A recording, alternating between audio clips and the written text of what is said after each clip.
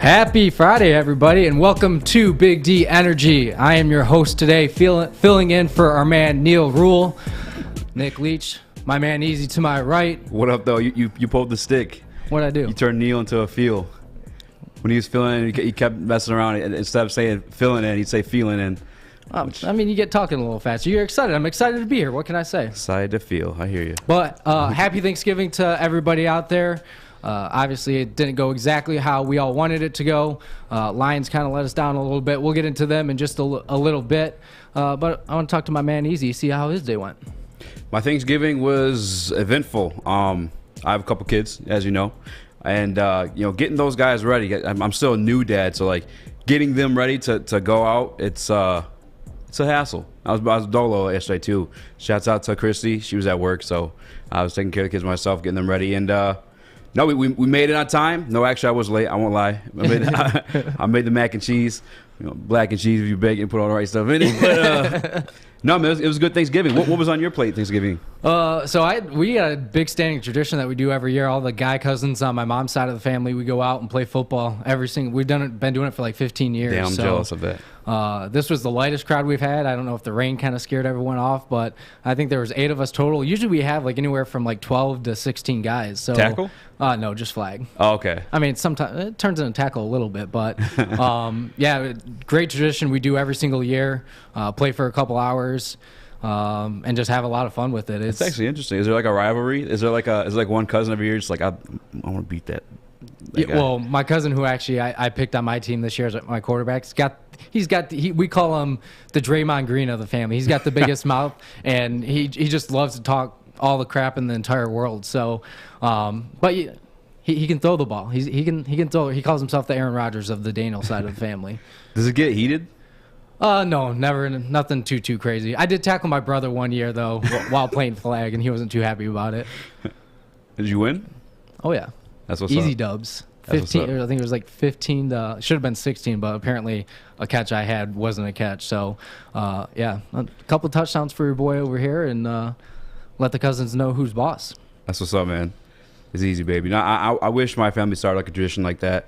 Unfortunately, it's mostly girls. Maybe fortunately, I don't know. That sounds like Dub City for me. That's where we're playing tackle. But no, man, that's what's up, man. You said what was on the plate though? What'd you eat? So I mean, typical. So I didn't know this. So I actually put out my own power rankings yesterday of Thanksgiving food, and we'll get to that in just a minute. But I did see that. So we always have turkey, stuffing, deviled eggs, which is very apparently uncommon. I got a lot of flack yesterday in the comments. I called you the police. Yeah, I had no idea. I thought deviled eggs were kind of a staple in everyone's Thanksgiving, but apparently that's not the case.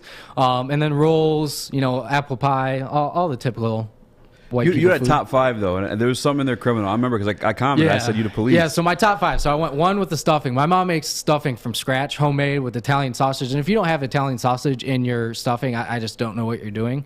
And if you're using box stuff, you're also doing it wrong. But she does it all from scratch, so that's why it's really, really good to begin with, and that's why it's my number 1. And then my number 2 was, I think I had apple crumb pie as my number 2. Someone said you can't have a pie in your top 5 of Thanksgiving food. I said I beg to differ. It's like a dessert, but I mean, actually, no, you're right. It's fair. I mean, it's a Thanksgiving. It's Thanksgiving a pie. dish. It's Thanksgiving. So I went with the pie for number 2, and then the third one is we just started this a couple years ago. My sister's actually been making buffalo chicken dip as an appetizer. So a lot of people were like, "Oh, just keep that at the tailgate." I was like, I mean, I've had it for the last couple of years, so it's my power ranking. Fair. So I'm putting it in my power. I'm going with the buffalo chicken dip was 3. 4 was, I can't even remember what I put down for 4. I think, deviled eggs I had for 4, which again, I would caught more flack for that than I did the buffalo chicken dip. Yeah. And then 5 I had mashed potatoes, good stable. Now, I know Stick wanted to be limited on the mic, but come on, dog. No mac and cheese in there? How do you feel about that power rankings? I was critical of it. Yeah, I call them the police. To me, this year is the first year I've ever heard of macaroni and cheese being black household only. Like, Yeah. Braylon said it, a couple of Joikes said it. It's like, what? No, macaroni and cheese has been a part of my white Irish heritage forever. Like, my grandma's macaroni and cheese is next level. The Irish with the mac and the cheese. Yeah, that's right. We are the cheese. And then deviled eggs is something that's big in my house too, man. I love deviled eggs. So I don't know. If you're sleeping on deviled eggs, that's your taste problem. Yeah, as people were calling it a tailgate food. I was like, well, I don't know if I've ever gone to a tailgate and been like, let me get some deviled eggs on it. Someone said deviled eggs to tailgate food? Yeah. If someone brought deviled eggs to my tailgate, I'd possibly slap them in the face. Yeah. That's disgusting. I don't like deviled eggs, but you're criminal for not having mac and cheese in there. I mean, I would. That was. I've never. So full disclosure here, not a mac and cheese fan. You throw some meat in there, like some hamburger meat or something like that. But I love pasta. Don't get me wrong, I do love pasta, but like mac and cheese just does not do it for me whatsoever. Have you had black and cheese? Like you know what I'm saying? Like I've had it a bunch of different ways. I don't know. It just does not do it for me. And I love like chicken Alfredo too, and all that good stuff. But that government cheese makes the difference, man. That government cheese. So when I made mac and cheese at the potluck last week, and you told me it was good, you were lying to me. Is that what you're telling me right now? I mean, I just wanted to make you feel good, Easy. I'm just trying to build your confidence over here. Dude. You look like you were having a bad day, so I wanted to boost you up. Dude, no, I had a good day. I was eating mac and cheese, bro. What do you mean? Where you at with the mac and cheese and deviled eggs, Alex? Is my mic on? Sorry. Deviled eggs, I'm not a fan of. Mac and cheese, I love, especially like Nick said, if you put some protein in there, like hot dogs, hamburgers. But my favorite Thanksgiving dish is the sweet potato, like the mashed sweet potato puree with like the caramelized marshmallows on top, and the brown sugar and cinnamon. Love that. Hit that J straight. That's number one on my power rankings right there. Sweet I potatoes. did hear you say putting hot dogs with mac and cheese, so we're gonna skip over that. What is black and cheese? What is it? What is black and cheese? Black and cheese is really just like baked macaroni and cheese. You know what I'm saying? And like Stick said, the government cheese. The Velveeta, the government cheese. Yeah, man. yeah. You gotta get use that that Velveeta, that brick cheese. You got to dice it up a little bit, put it in there. And then my grandmother actually put eggs in it too. Mix it up, makes it a little bit thicker. Black folk a little bit thick, and you know what they say. That's what they say. But no, black and cheese, I guess, more just government cheese. Just some butter in there. It's really unhealthy for you, actually. I bet you it's good though. I'd verify it as that. Yeah. Oh, it's good. But you said you don't care for it. I mean, it's not my thing. I'm not afraid to admit that. Truthfully, how did you feel about the mac and cheese I made the other day, though? I didn't have it, to be completely honest. I did not have it. This guy. I don't mean to break your heart here on the show on live. Too late. A live stream, but I definitely did not have it. Well, we'll gloss over it. Mac and cheese is like, it's not a thing that I really go to. So I will say one thing that I may have had turkey on my plate, but I might have given the turkey to the dog. Turkey is bottom tier of the Thanksgiving food. Well, you give the turkey to the dogs. Dogs belong in doghouse. Dan Campbell made a doghouse. You wanna take a break and talk about that? Yeah. So we'll get to our man Dan Campbell after the break, but we got to talk to you guys about our friends over at MyBookie. So we hope you didn't fill up on Turkey Day because MyBookie is just getting the fun started. The Cyber Monday MyBookie is giving you a bet one get one free promotion on the Monday night football games. On Cyber Monday, bet against the spread on Week 12 Monday Night Football game, and whatever you wager up to $100, you'll receive the same value bet back in a risk-free bet for the Week 13 Monday night game. MyBookie is the only sports book where buy one, get one means you're the one holding the bag. Don't miss out. Head to mybookie.ag this Monday to get the exclusive promotion. To set the stage before you redeem the bet one, get one free promotion, why not wager on the biggest matchup of Week 12, the Los Angeles Rams versus Green Bay Packers, in a clash of the NFC juggernauts? Don't look for either side to hold you back either. Bet the over and thank me later. Set yourself up for success by doubling down your first deposit when you use promo code Woodward at mybookie.com. That's promo code Woodward to double your initial deposit all the way up to $1,000. Remember, if you have a gambling problem, 1-800-270-7117. That's the Michigan Gambling Hotline. We'll be right back. Fellas, football season is here. It's time to make your grooming experience easy like Sunday morning. Get to Lady Jane's Haircuts for Men. Walk in, relax, watch your favorite team play, and before you know it, your hair will be game ready. Get to Lady Jane's, open 10 to 8, 7 days a week. Walk in anytime. It's wicked awesome.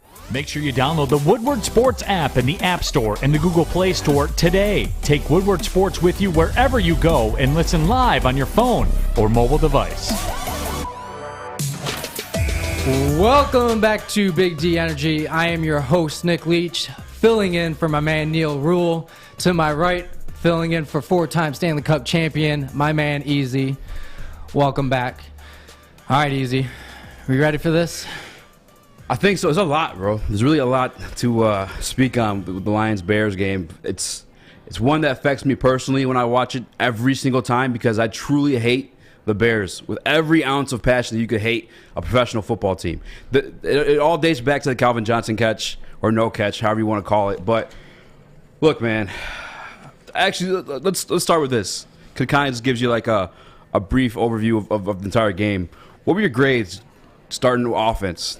What would you grade the offense's performance yesterday? Based on how we've gone all year, I mean, it's been average. So you have to give it a C. I mean, we've seen they're averaging, 16 points a game. So you put up 14 points against a Bears team who also struggles to put up points. So it wasn't the worst performance in the world, given DeAndre Swift left the game with a shoulder injury. But it's C. It was very average performance and what we've kind of expected out of the offense. I feel you. Who would be like your...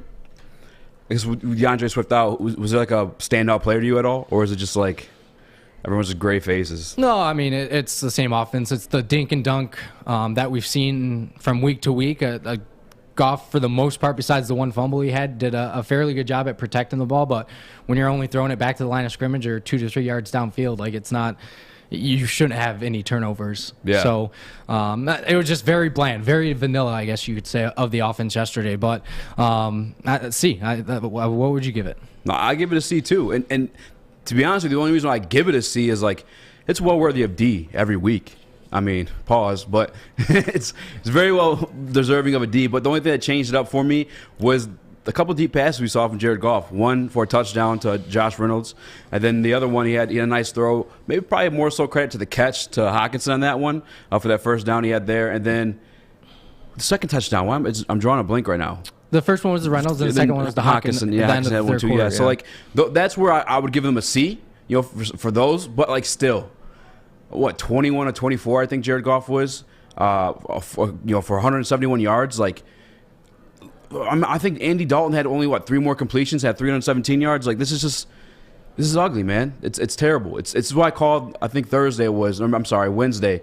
I called the Jared Goff brand of football. He just doesn't throw the football downfield. Now I know everyone's ready to bash Dan Campbell beforehand. They're ready to bash Anthony Lynn, but the truth is, you look at the past 4 offensive coordinators that this guy had, the play callers he had between Jeff Fisher, Sean McVay, Anthony Lynn, and now Dan Campbell. None of them have been fond of him. It's been ugly. Sean McVay was the only one to be able to make it work, but I'm not blaming Dan Campbell for this one. I just really can't. I mean, he has his faults for sure in this game. I'm not gonna lie to you, but let's be honest here. When they run those pass calls, there's guys running down the field. There's absolutely guys running more than 5 yards, right? Dan Campbell's the one choosing the check down every single time. No, I mean, your Goff's going through his progressions, right? So at the end of the day, wherever Goff wants to throw it, that's where he's going to. And granted, you can't always see if receivers are getting separation. The throw down the field to Reynolds did look good. He hit him in stride for an easy touchdown, and I thought he definitely seems to have more trust in Josh Reynolds, having played with him in LA. So that was actually a little bit, I guess, refreshing, you could say. It seems that the more Goff trusts someone, the more willing he is to go down the field to him. You saw that with Reynolds. You saw that a little bit with Hawk on his touchdown in that third quarter too. But I can't believe you're not going to sit here and blame Dan Campbell. And a lot of people are out there. A lot of people are actually calling. I'd probably say I've seen 50-50 across social media calling for Dan Campbell's job. For sure. I'm not going to sit up here and say that because I'm at least a logical person. They're not going to fire him within the first year, given the talent that we've talked about time and time again with this team. But what happened at the end of that game yesterday is inexcusable. And the biggest grief that I have is when the Bears had the first down on the Lions. I think they were right around the 20 or so. They ran the first down play, ran it, got no yards, back to the line of scrimmage, and it was second down with 2 minutes and 30 seconds left. And Lions had all 3 timeouts. And in not choosing to take a timeout there before the two-minute warning and letting it go down to that point, I was like, that for me, it's like, you have a struggling offense. If Chicago kicks a field goal, you have to go back down the field in a short amount of time. So, more time is only going to help this offense, sure. Not less. So, that was alarming, number one, to me, in which I was kind of up in a fit about. And then 2, They run the second down play after the 2-minute warning.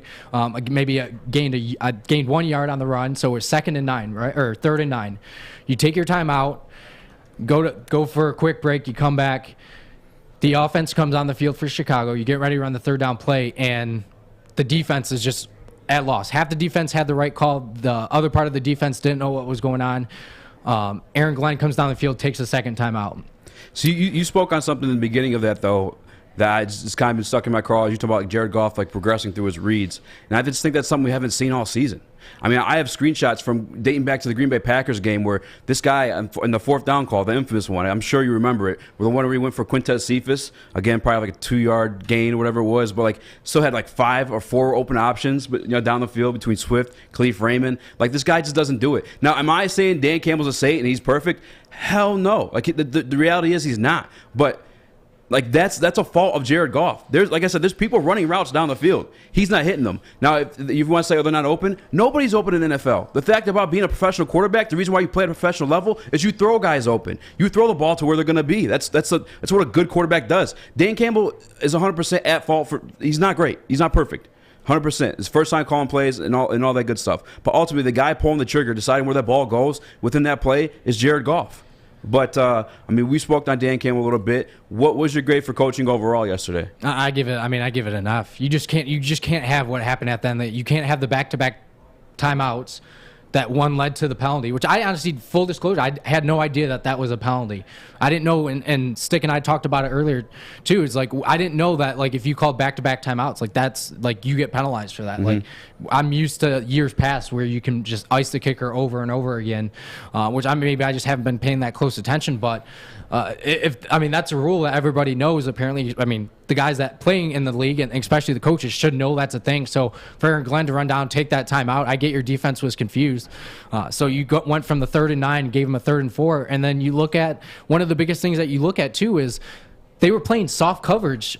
There was no press coverage on that 3rd and 4. Mm-hmm. So they got the first down easily. There was no competition for the Bears to get that, and then you run the clock all the way down. You have no timeout. So it was just compound error after compound error.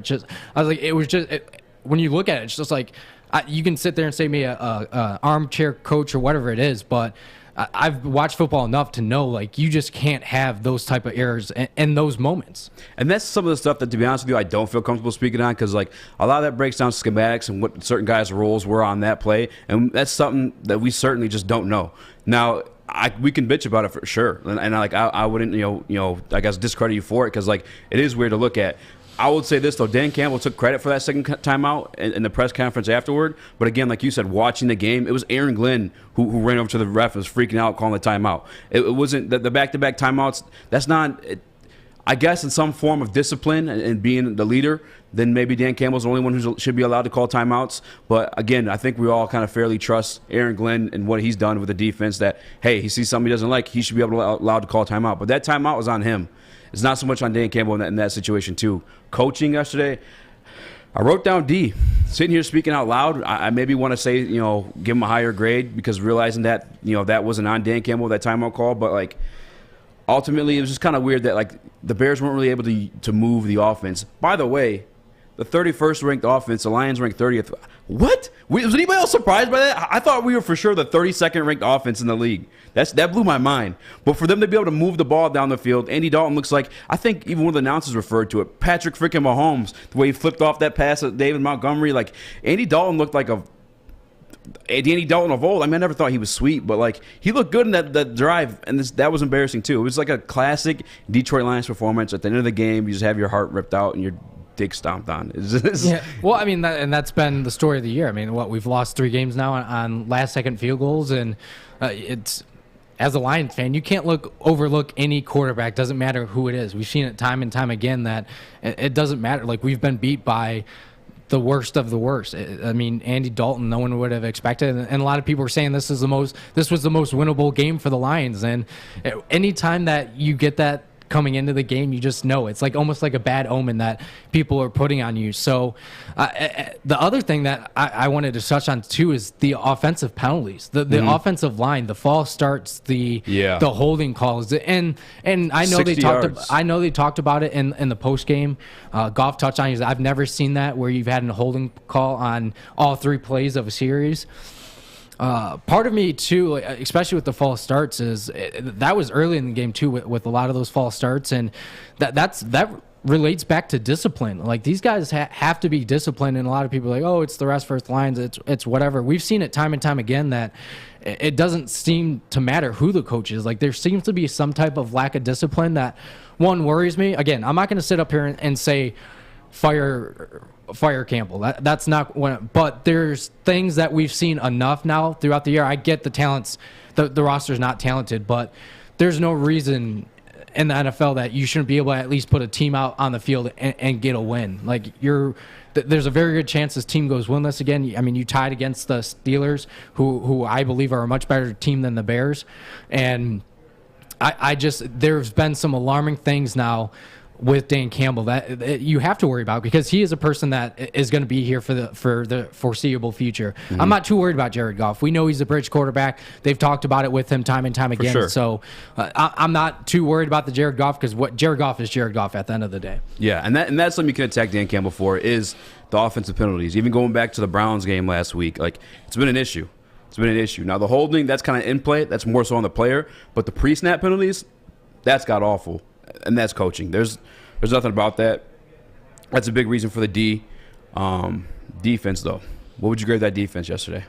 Look, I mean, the defense is look what you got. I mean, Amani Oruwariye leading that defense, which has been doing a very good job. Definitely in talks for a Pro Bowl this year. Alex Anzalone. Ever since Jamie Collins left, he seems like a totally different player out there. I mean, he's all over the field at all times. I will say that he stepped up, but that's kind of the weird thing with this Lions team is a lot of people thought the offense would kind of be the better piece in this, and it's been the defense. Like the defense has been holding some very good teams to limited points, and they're getting the most out of the defense. Like that's what you want. But like, why aren't we getting the most out of the offense? Like we've seen Jared Goff in the past. Like he can lead teams to victories. Like we're not getting that out of him. Very talented teams, though. Right. We'll say that. Very talented teams he's led. Todd Gurley, I think arguably before he banged his knee up that year, could have won MVP. I think Jared Goff's whole success has been credited to that defense and Todd Gurley. And I'm not discrediting Sean McVay. Sean McVay is an excellent, one of the best play callers in the league, clearly, because he did what Jeff Fisher couldn't with Jared Goff. Granted, it was Jared Goff's, I believe, rookie year when Jeff Fisher had him, but it's tough, man. The defense, I want to grade high, but the last drive of the game where they couldn't slow down Chicago, that really kind of docked that down for me. I wanted to give them a B+, but ultimately I'm going to knock it down to a B. I am very, very impressed with what Aaron Glenn's been able to do, because he's been doing this with freaking 7-Eleven clerks. You know what I'm saying? Like these guys that are filling in, starting game after game. Our majority practice squad guys have been called up to the team, all young. You speak on Amani Oruwariye, one of the, I guess, more vetted guys in that backfield. He's only been in the league, 3 years? This is his third season. You know what I'm saying? So, like, Aaron Glenn, he had a big bonehead mistake. I know I've seen Adam in the chat trying to blame Dan Campbell for situational football, but again, that timeout was on Aaron Glenn. That wasn't a Dan Campbell timeout. That was Aaron Glenn frantically running over to the ref, throwing down his headset, and obviously throwing up that tee. You know what I'm saying? Shout out to Chris Webber. Yeah, but that's your staff at the end of the day, right? No, 1,000%. But that's an action that wasn't directly from Dan Campbell. There's not a situational awareness mistake by Dan Campbell. That's Aaron Glenn. You know what I'm saying? Aaron Glenn, for the better part, again, we speak highly of him because he's taken this group of gas station clerks, and they're only ranked 27th in the NFL, but again, these are gas station clerks. There's only been a certain amount of teams, I think, to score over 20 points less. I think it's 5. Out of this, you'd think it'd be a lot higher. And I think Stick and I spoke on this when I sat in this very seat in the morning Woodward show at one time, where it was like, what do we want to see out of this season? Because we knew it was going to be a good year. We knew it was going to be a good year, but we wanted to see the same type of competitiveness that we saw from like the Pistons. Yep. You know what I'm saying? Yeah. We wanted to see some heart. We wanted to see the kneecap biting. Some of the kneecap biting isn't there, though, is on the offensive end, ultimately. And that's what cracks me up truly about people that are freaking out about the record right now and, like, taking joy in the Lions sucking. Like, those are the same people that before the season will tell you, the Lions are going to suck this year. And it's like, okay, well, if you knew that coming in, why are you so shocked by it now that we're 11 games deep into the season? Like, exactly. I was the eternal optimist before the season. I credited them. I thought if everything played out right, we could maybe get to 8 wins. And that's still a losing record, but at the end of the day, everybody was telling me I was stupid, and the same people that were telling me I was stupid for thinking that are now the same people that are telling us we're stupid for not holding Dan Campbell accountable. And it's like, well, wait. You can't have it both ways. You either knew we were going to be bad, and now we're bad, so you accept it that you were right. Yeah. Or you knew that we were going to be bad, and now you're getting mad that we're bad? Like, no, it makes no sense. Yeah. Yeah, you can't sit there, like you said, you can't have you can't have it both ways. And granted, like, did I hope this team was going to surprise people and win 8 games like Stick said? Yeah, like, I'm hopeful. That's the type of person that I am. Realistically, I think I said, I think on this show months ago that when I filled in is that I realistically thought this team could win maybe 4 games.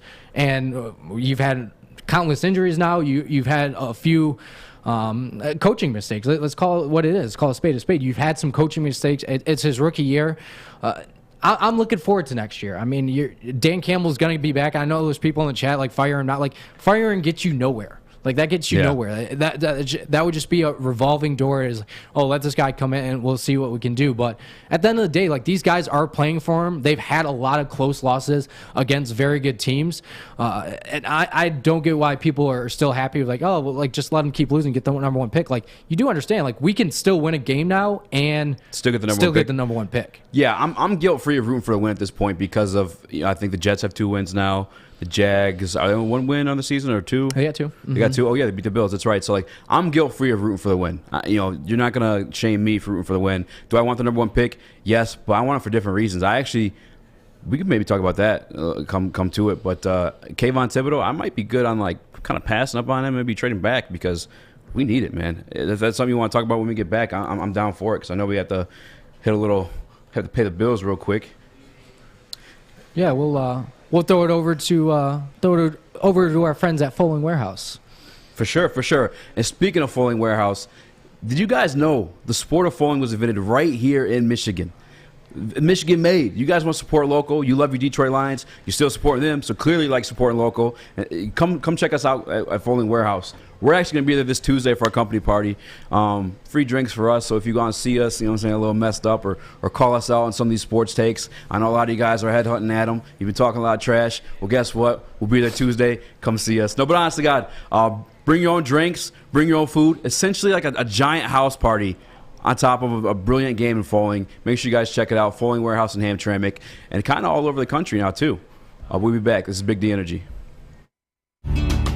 Tony is a third-generation logger that has a simple, practical approach to life and work. That's why his Coast DX342 knife is perfect for him. The stainless steel blade is rust-resistant and made for all-weather use. And the double roll-lock safety ensures that it will never inadvertently close when he doesn't want it to. That's why Coast is trusted tough. This part of the show today, watch again on YouTube or download the podcast anywhere you listen to podcasts. Welcome back to Big D Energy. I am Nick Leach filling in for our man Neil Rule. To my right, we got our boy Easy filling in for 4-time Stanley Cup champion Darren McCarty. We got our man Alex in the production booth. Our boy Stick on sound. And Easy, I know before we headed into that break, I think you wanted to touch on a little bit of a draft preview and what you expect maybe the Lions to do moving forward. Yeah, the NFL Tankathon, if you go to the website right now, obviously you see our Detroit Lions #1, sadly and unfortunately. But if you move past beyond that, you see the New York Giants, who are also in a little bit of a tiff. I think they're a lot closer, I guess, into a rebuilding step than we are. It depends on how you view Daniel Jones or how they view Daniel Jones. But they currently hold the 5th overall pick and the 8th overall pick. And I'm kind of just wondering, is Kayvon Thibodeau or the #1 overall pick, whoever goes there, is that worth that in trade value? Like, you see us pulling the trigger on that, and would you want to pull the trigger on that? I feel like you almost have to look to people who've been comparable to. I look at what the Browns did a couple of years ago when they took Myles Garrett. Thibodeau could be someone of that player, or even Aiden Hutchinson at Michigan. Like, he's definitely making his case for why he should be the number one pick. So I do believe you can have that defensive difference maker that can truly affect the team. And let's be honest, like, this is something that we've been calling for a long time now. I think what you were maybe talking about a little bit is trading back and getting a few extra draft capital out of it, which I honestly don't think you can go wrong with that whatsoever. You could trade down a couple spots. I mean, you look back to right around the 10th spot, Ajabo, who's the linebacker at Michigan, who's having a standout year. A spot where I think he could be a difference maker if you do choose to go that route. I don't know what Brad Holmes and company is going to want to do, but I don't really think they can truly make a mistake. I mean, that may be just me being optimistic, but there's a lot of different options. There's not this Trevor Lawrence in the draft this year that you have to stick with that number one pick. Exactly. And I think that's kind of what you were talking about as well. So they're in the catbird seat. They got a lot of different options that they could do there. Yeah, the Kayvon Thibodeau, the thing for me too is, like, I see him, and I kind of wish I would have reached out to my man Morgan Cannon from One Pride, the Right for Lions Nation, or FSB, whatever it was. Sorry if I messed with the title on that one, but him and I kind of had a debate a little bit about Kayvon Thibodeau and, like, his value. Because when I look at him, I don't really get, like, Chase Young vibes. I don't really get, like, the premier pass rushing vibes from him. Even when I watch the tape, if you watch his tape, it's a lot of him just running around as defenders. There's not really, like, a lot of pass rush moves or anything like that. He doesn't look physically. I mean, am I wrong? I don't know. Like, am I crazy? I don't see any, like.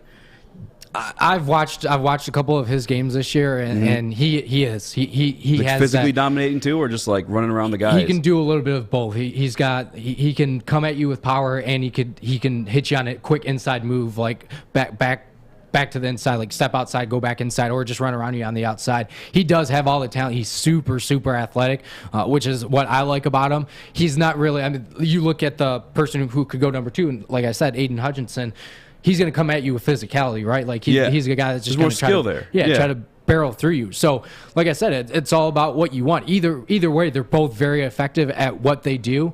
But I think Thibodeau and Hutchinson are the real deal, and that's obviously why they're being talked about as top 5 picks. Yeah. Do you put them in the same, like, because I know you watch a lot more college football than myself. Like, do you put them in the same, like, category as Chase Young? Like, would Kayvon Thibodeau, like, can he be that for us? I think so. Yeah, he has that type of. You're seeing it now in college football too, where a lot of these defensive ends, and they're big, but they're, like I said, they're athletic. They're athletic as all can be. They're very, very quick, and they just have brute strength. And that's again, like, we've seen it now. You got Nick Bosa with the 49ers. Think about a lot of the good defenses that you see out there. I look at what Matt Judon's doing in New England. Like, a lot of these good defense out there have very good defensive end. Yeah, absolutely. Alex, I know you watch a lot of college football. Where are you at with Kayvon Thibodeau? Like, is there? Are you sold on him? Is he a Chase Young-esque? Like, can he really change things for this franchise? And the Lions missed out on Chase Young a couple years ago, and we had to sell for Okudah, and now we're seeing Amani Oruwariye, a 5th rounder, put up better numbers than Okudah is, and Okudah's not even on the field. Defensive end is one of the most important positions on the football field, obviously behind quarterback. And when you look at Kayvon Thibodeau and his measurables and just with his game tape, like Nick said, he's extremely athletic. And what's one thing that the Lions are lacking right now? Pass rush. I mean, we had a couple sacks yesterday. Shout out Levi Onwuzurike. You guys' first sack of the year too. He looks really good. Ali McNeil, not a guy you've heard his name a lot this season, but I really can see him being a building block of this defense. I can see him being a good run stuffer. And we saw it in last year's draft. Campbell and Holmes want to build from the trenches out. And the best player in the draft is Kayvon Thibodeau, and he just happens to play in the trenches at defensive end. Yeah. You got a take on that one, Stick? I was having this conversation yesterday at the Brass Rail where we do the post game, and I was talking to some of the bartenders, and really outside of offensive line, tight end, and running back, I don't care where they go because we need help everywhere. Yeah. So as long as we're getting somebody that can make an impact, and I don't mind the idea of also trading that number 1 pick and trading down and getting a couple more, and then maybe we have 3 first-round picks this year where we can plug some holes, but we need help everywhere. So nobody's off the list to me, unless it's a lineman, a running back, or a tight end. Those to me are the only 3 positions we don't need to draft. If we went out and spent it on a wide receiver and it turns out being a great wide receiver, I'd be okay with it. I mean, I know we have PTSD from drafting wide receivers here in Detroit, so a lot of faith probably won't go into that. But as long as it's a game-changing guy and somebody that can come in and immediately impact the game, similar to Penei Sewell, like he's an immediate starter right out the gate. Is he great right out the gate? No, but he's an immediate starter. And with the draft that we had last year, I got a little faith in this management. I mean, look at, like I said, Sewell's starting. Derek Barnes needs to get on the field a little more, but Anzalone has been effort-based, so he's going to be out there right now. You like everybody pretty much that they've drafted this year has contributed. Have they been great? No, but they've contributed, and that's what you're looking for out of those late-round picks. Yeah, because I don't know if I'm getting the same like Chase Young vibes from Thibodeau, and I look at this draft and I do see, I agree with you guys' points on the edge rushers. It's absolutely like a cornerstone of a good defense or just turn your franchise around. I mean, look at the Washington football team. They made the playoffs. They had nothing sexy on that offense outside Terry McLaurin, and it was really Chase Young, that defense, pushing them to that point. And a very, very, very ugly NFC East. I won't discount that at all. I was going to say, they had a losing record, though. Exactly. They're 7-9, exactly. Example. But they got to the dance. Right, they did. And that's all you got. If you're in the fight, you got a chance to win it. Exactly. And that's all you can ask for. But I just see I see multiple pass rushers. There's a guy from Purdue named George Carl Fettis. I don't know how to say his name, pronounce it correctly, but obviously you spoke on my man from Michigan, Ojabo, Hutchinson, wherever he goes. I just feel like there's room to trade back. I'm just looking at the New York, but maybe those teams are looking at it the same way too. I mean, I don't know. Yeah, it'll definitely be interesting to see what they do. But I want to flip the script real quick. I mean, looking at this line schedule the rest of the year, you got 6 games left. You got the Vikings, Broncos, Cardinals, Falcons, Seahawks, and then Packers. Do you see this team realistically getting a win? If we don't switch it up, man, no. I said this on the Wednesday's morning show too. We weren't going to beat the Bears. Jared Goff is the type of quarterback, if he doesn't have talent around him, this whole offensive side of the ball, you're not going to win just by playing the football game. You're going to have to pull out all stops. You're going to have to pull a Rams-esque performance. And I asked for that. I begged for that Wednesday morning, and we didn't get that. That's the only way you're going to see a win out of this team. Thanksgiving is where, outside of the Rams, obviously you want to beat Matthew Stafford, but that's where you pull that kind of stuff out. You're on national television. Come on, man. Let's get an effing win. I'm sick of this, man. I'm guilt-free of rooting for the win. We're still going to get the number 1 overall pick. People talking about the draft as a loser mentality. Have you not watched the season? Do you not see the record? We're getting the number 1 overall pick. We might as well talk about it and what we can do and utilize with it. But I don't see a win, man, unless we go all out, truthfully, or we get a lucky turnover and we start scoring on defense. You're not going to win football games with Jared Goff at the helm. Yeah, and that's kind of what my take was going to be too. Is unless you get a pick 6 or something, or a turnover deep in the opponent's territory, I just don't see. The offense has proven to us out of the 11 games they've played this year now, they've only scored over 20 points one time, and that was the first game of the season when you had most of your team that was healthy. So I just don't, unfortunately, I just don't see it. Now, will I root for it? Absolutely. Don't get me wrong. Crazier things have happened in football. We've seen it this year. But when you just look at the tail of the tape, no, I don't. The Vikings are playing some pretty good football. They just beat the Packers last weekend. Was a very good signature win, I guess you could say, for them. The Broncos can beat anybody. They whooped Dallas a couple weeks ago. Now I know Dallas is struggling. As we see, Dallas isn't as good as everybody thought they were. But you've got some of your tougher opponents. The one that I will say maybe now Atlanta. That's the one win a lot of fans are going to be, or the one team that a lot of fans are going to be looking at to get that one win. Atlanta has struggled offensively, especially Cordell Patterson was out for a couple of weeks. They were only managed to score 3 points in 2 games. So that's going to be a game that I'm going to be watching the day after Christmas, that I'm hoping that this team can at least just get one on the board. I'm not a team that wants to see, or a fan that wants to see this team go winless. That's just not. But at the same time, too, I think it's inexcusable. There's no reason. We've seen it. They've put themselves in positions to win games. To not get a win throughout an entire season of the NFL, it's just inexcusable. No, 100%. And I guess if I had to pick a game, that's exact representation of of what we got going on here, man. If I had to pick, it'd probably be between the Broncos and the Falcons. But ultimately, man, like, again, unless we pull out all stops, or we see our defense scoring off these turnovers, I just don't see this offense able to muster up enough points, including the fact that, DeAndre Swift, our biggest playmaker, is now out. I don't know for how much time. I mean, maybe he's not certainly out for sure, but he's out for the rest of yesterday's game with a shoulder injury. You could say, yeah, we still have T.J. Hockenson. Unfortunately, that man, Jared Goff, we spoken earlier, we have to be reliant on him to get T.J. Hockenson the ball. Did he do it yesterday?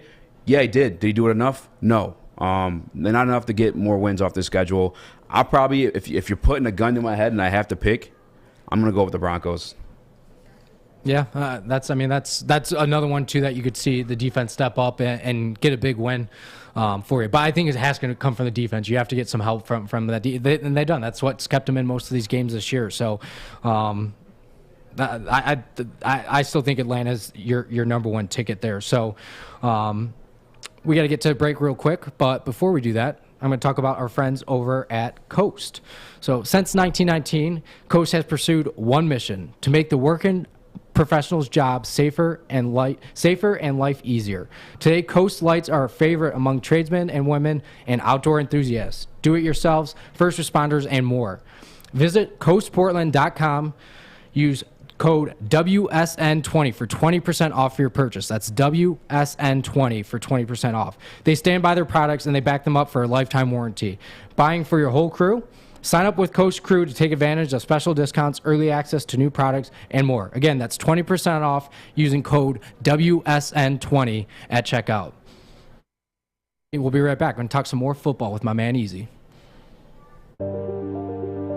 I'm looking to bring on another HVAC tech right now. We are recruiting 5 to 10 techs a month. We're looking to grow and expand. Every new tech we hire is from Northwestern Tech. The hands-on training is fantastic. They're always my first call. We love hiring Northwestern Tech grads. They come out trained and ready to work. Our program is only 10.5 months, and our next classes are starting soon. So why wait? I'm looking to hire a graduate of Northwestern Tech. Northwestern Tech. Northwestern Tech. Northwestern Tech. Follow us everywhere. Just search Woodward Sports on YouTube, Facebook, Twitter, Twitch, IG, and more. Welcome back to Big D Energy. I am your host, Nick Leach, filling in for my man Neil Rule. To my right, I have my man Easy, filling in for 4-time Stanley Cup champion Darren McCarty. You're feeling again. I swear I'm saying filling. Feeling again. It's harder than it looks, man. It's harder than it looks. Filling in for Neil. Filling in for Neil. Like, say that like 4 times fast, and you always say feeling in for Neil. I did it too. Don't feel bad, Leach. Don't feel bad. Hey, maybe it's that chair, because last time I sat there and you and I did a show, I could not get your last name right for the love of me. That's why I was trying to sit in that chair before we got started, but you kicked me out of there. So, so I want to get into some more football talk, but we're going to switch the role from NFL to college. Yeah. We got a huge game tomorrow. The game. Yep. Ohio State versus Michigan in Ann Arbor, the big house. Number 2, Ohio State versus number 5, Michigan. This is a real deal, especially for a lot of Michigan fans out there. This is the time that they think the time is theirs. There's obviously a lot of talk on social media last weekend, quote unquote Big Brother making fun of Little Brother for their performance against Ohio State. But honestly, I think this is going to be a very, very good game. Michigan has a chance to beat Ohio State for the first time since 2011. I think this is probably their best opportunity. We've seen Jim Harbaugh get this team to step up. They're finally winning big games. I get they lost against Michigan State, but they beat Penn State on the road, which was huge for them. It feels as if Harbaugh has kind of turned the page a little bit, but this is going to be the true test for them this weekend. Yeah, man. I mean, you look at the one loss Ohio State has is to Oregon, and obviously you have Kayvon Thibodeau there causing a ruckus in the pass rush. That's the one thing Michigan brings to the table in this game that allows you to believe they have a chance. Because truthfully, Ohio State's been taking it to them. They've been taking it to the house, man. Schoolyard beatdown, time after time and time again. It was so bad. I'm a Michigan State fan, so sorry if I'm going a little bit too hard, but it was so bad they avoided it last year. It was like Ohio State went and Michigan was like, ducked out of it, man. They bowed out of it. But I'm not gonna lie to you, Jim Harbaugh has come up short, in my opinion, time after time again. I think it was his 8th year now. The rivalry series he hasn't done great in, but he has the recipe in this one. And again, it's that pass rush. Aiden Hutchinson or Jabo, I mean, those are guys that are going to play on Sundays. And guys who don't play on Sundays make plays for you on Saturdays, and they make the big moments for you. That's why they get drafted and play pro. So he definitely has the recipe to do it. Is there faith in Mike McDonald, the defensive coordinator, to get it done? I think that's where all your chips going if you really think Michigan's going to get it done. C.J. Stroud, I think, was 19, 20 years old. He is younger. He is, I guess, less inexperienced. He is having a Heisman-type season, so, he still is great. They have 3 amazing receivers, but Michigan ultimately is going to have to get to him, interrupt that flow of their offense to win the game. It's just the only way I can see it getting done. Offensively, I don't know. Where are you at with them offensively? Can you see them? Because I'm not, again, you watch more college football than me. Is Ohio State's defense is not what it used to be. I mean, I don't know. Give me your take on that. I just think Michigan has to stick to their guns. Like last week, we saw Michigan State go down early, and they started trying to air the ball out. They didn't give it to their Heisman candidate at the time, Kenneth Walker. Like they kind of aborted that and decided to try to beat them through the air. I think Michigan's biggest thing is you have to keep it to the ground game that we've seen all year long. Is feed Hassan Haskins. I believe Blake Corum will be back for this. So I truly think that they just need to stick to their game plan. That's their biggest thing. I don't think they're going to have any issue with the pass rush. I think Hutchinson will get to Stroud. I think David Ajabo, he'll get to Stroud once or twice a game. That's the best thing that this defense has going for them, and they have to. Look, the secondary has played somewhat well for Michigan this year. I know that was one of their biggest question marks coming into the season, but their pass rush is ultimately going to decide, I think, the way this game goes. Cade McNamara has done a very good job at not turning the ball over. Ohio State's defense has played pretty solid the last couple of weeks. They stood strong against Penn State in a very close game. We saw what they did in Michigan State last weekend. So don't sleep on the Ohio State defense just because there's not a lot of big names like a Jeff Okudah or a Chase Young on that side this year. Bosa. Yeah, they don't have their quote-unquote standout, but they still are a very good defense. The craziest thing I think about this whole matchup is that Ryan Day has never lost a Big Ten game. What? Seriously? He's never lost a game against the Big Ten. You're a betting guy, too. What are the odds on this one? I think the odds were had Ohio State minus 8.5. It's fluctuated from 8 to 9 the last few days, yeah. Last few days? So it's tough, man. Alex, I know you're a big college. You're actually our Michigan State writer for Woodward Sports. What's your take on this one? Let me get some 2 cents in on this. Again, I'm a Michigan State guy, so people can take this with a grain of salt. But if Michigan wants to win this game, multiple things need to go their way. One, they need to get a lead early. If Ohio State goes up 14-0 in the first quarter, it's done. They're done. Michigan has it going for them. The defense, like Nick said, the pass rush is good with Hutchinson and Ojabo. Obviously, Ohio State exposed the hell out of Michigan State in their weak secondary. Michigan has a better secondary, a better defense overall, so that they got that going for them. Harbaugh needs to outcoach Ryan Day in this one. They got to win the turnover battle. They got to be better on special teams. They got to score points at will. They can't settle for field goals. They got to score touchdowns. There's just so many factors in this game for Michigan to have to come away with an upset in this one. It's just, I don't know. I don't know if I see it, guys. It's tough, and this was a little bit of a debate it turned into on the morning show. Nick is if Jim Harbaugh ultimately doesn't get it done, is he done at Michigan? I don't know if you can necessarily say he's done at Michigan. I mean, we look at what Penn State just did with James Franklin, and it gave him a 10-year deal right after Mel Tucker. That did get confirmed yesterday. We'll talk about that in just a minute. But James Franklin, who hasn't really won the big games, he hasn't beat Ohio State yet since Ryan Day's been there. So I'm not necessarily going to say he's done. I think a lot of fans are going to be done with him if he does lose to Michigan State and Ohio State in the same year. But you've seen him kind of go out of his comfort zone. He in years past, you haven't seen him play the true freshmen or the freshmen that are supposed to be extremely talented. He's done that this year. He's shown that he's willing to change to some degree. Mike McDonald coming over from Baltimore this year has helped that defense immensely. With J.J. McCarthy sitting there behind Cade McNamara, I don't see Jim Harbaugh going anywhere, because you've seen a lot of the Mike Sanistril said this last week. Like, we love Jim Harbaugh. We love playing for that coach. So he has the locker room. That's no question about it. I think it's more or less the fans. And we actually talked about this on the Going to Work podcast that I host weekly. my guy Steady, who's a huge Michigan fan, he like a lot of programs will sit there and settle for a 10-2 season every single year, regardless of the outcome, even if you're not going to the Big Ten championship. Now, Michigan does, I think they hold themselves to a higher standard than that. Yeah. Which is why you have the conversation is will they move on from Jim Harbaugh? But I just think you have like.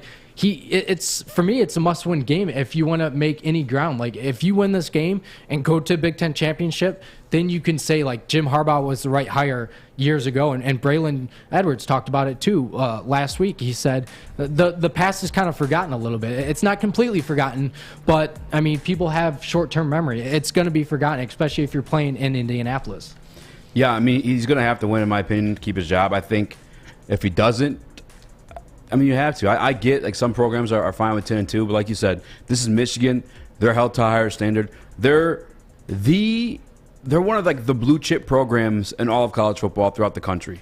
One of the biggest followings. So like when I'm told, well, if we get rid of Harbaugh, what are we gonna do? What are we gonna do? This is Michigan. And in the words of Brady Hoke, like you should be able to get out there and get anyone you want. You're the Dallas Cowboys of NCAA football. Like if Michigan State, and we're all kind of mostly Michigan State guys in the room, other than Stick, he's neutral. But like, if Michigan State can go find a Mel Tucker, and you have a bigger name, more sexiness or esque or a more appealing program, there's no excuse that you can't find yourself a Mel Tucker. There's no excuse. Now, am I able to sit here and name you guys that you should go and get? No, it's not my job to. You know what I'm saying? I'm not paid to do so. You guys should reach out to me, dog. Easy at woodwardsports.com. You know what I'm saying? Hit that email. I recommend some names to you. But ultimately, he has to get this done, in my opinion, to keep his job. I like Jim Harbaugh. I think his game is built for the college football game, his coaching style. He's a rah-rah type guy. I think in the NFL, that could wear thin on you, especially if you don't get it done. Like, imagine like this happening, all these expectations and losses in the big games in the NFL. Jim Harbaugh's gone. There's no chance at it. But luckily with college, that roster's refreshed every couple of years.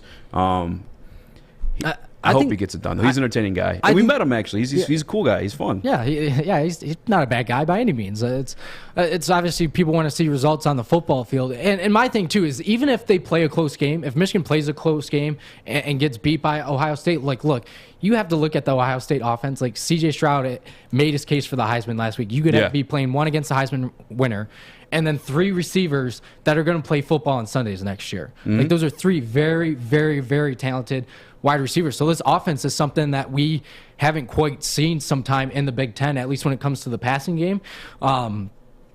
I think you have to you just have to play a close game. You can't come out, you can't get mollywopped by Ohio State. If you do, then now you can make your case he could be on the hot seat. But I think he's done enough right things this year. But it has to be a competitive football game on Saturday. Oh, absolutely. It can't be like a Michigan State-esque game. And, I saw a meme. I just want to speak on it real quick because they called Michigan State little brother, where they showed a big brother throwing his kid into the pool, his brother, and it's Ohio State before Michigan jumps in. That's how I see it, man. I like Jim Harbaugh. I do wish him the best. I think, again, he's an entertaining guy, but he's got to get it done, man. There's no excuse at a program like Michigan to have not done it by now, in my opinion. Yeah, but like I said, they've definitely taken a step forward. You could say that the loss at Michigan State was bad and it shouldn't have happened. You had your opportunities, but I honestly do think this is going to be a close game. I think it's within potentially 1 score, if not maybe 10 points. The over-under for this game is 64 points, which is crazy to see for the Big Ten. You don't see that too often. What is it? It's 64 points is the over-under for this game.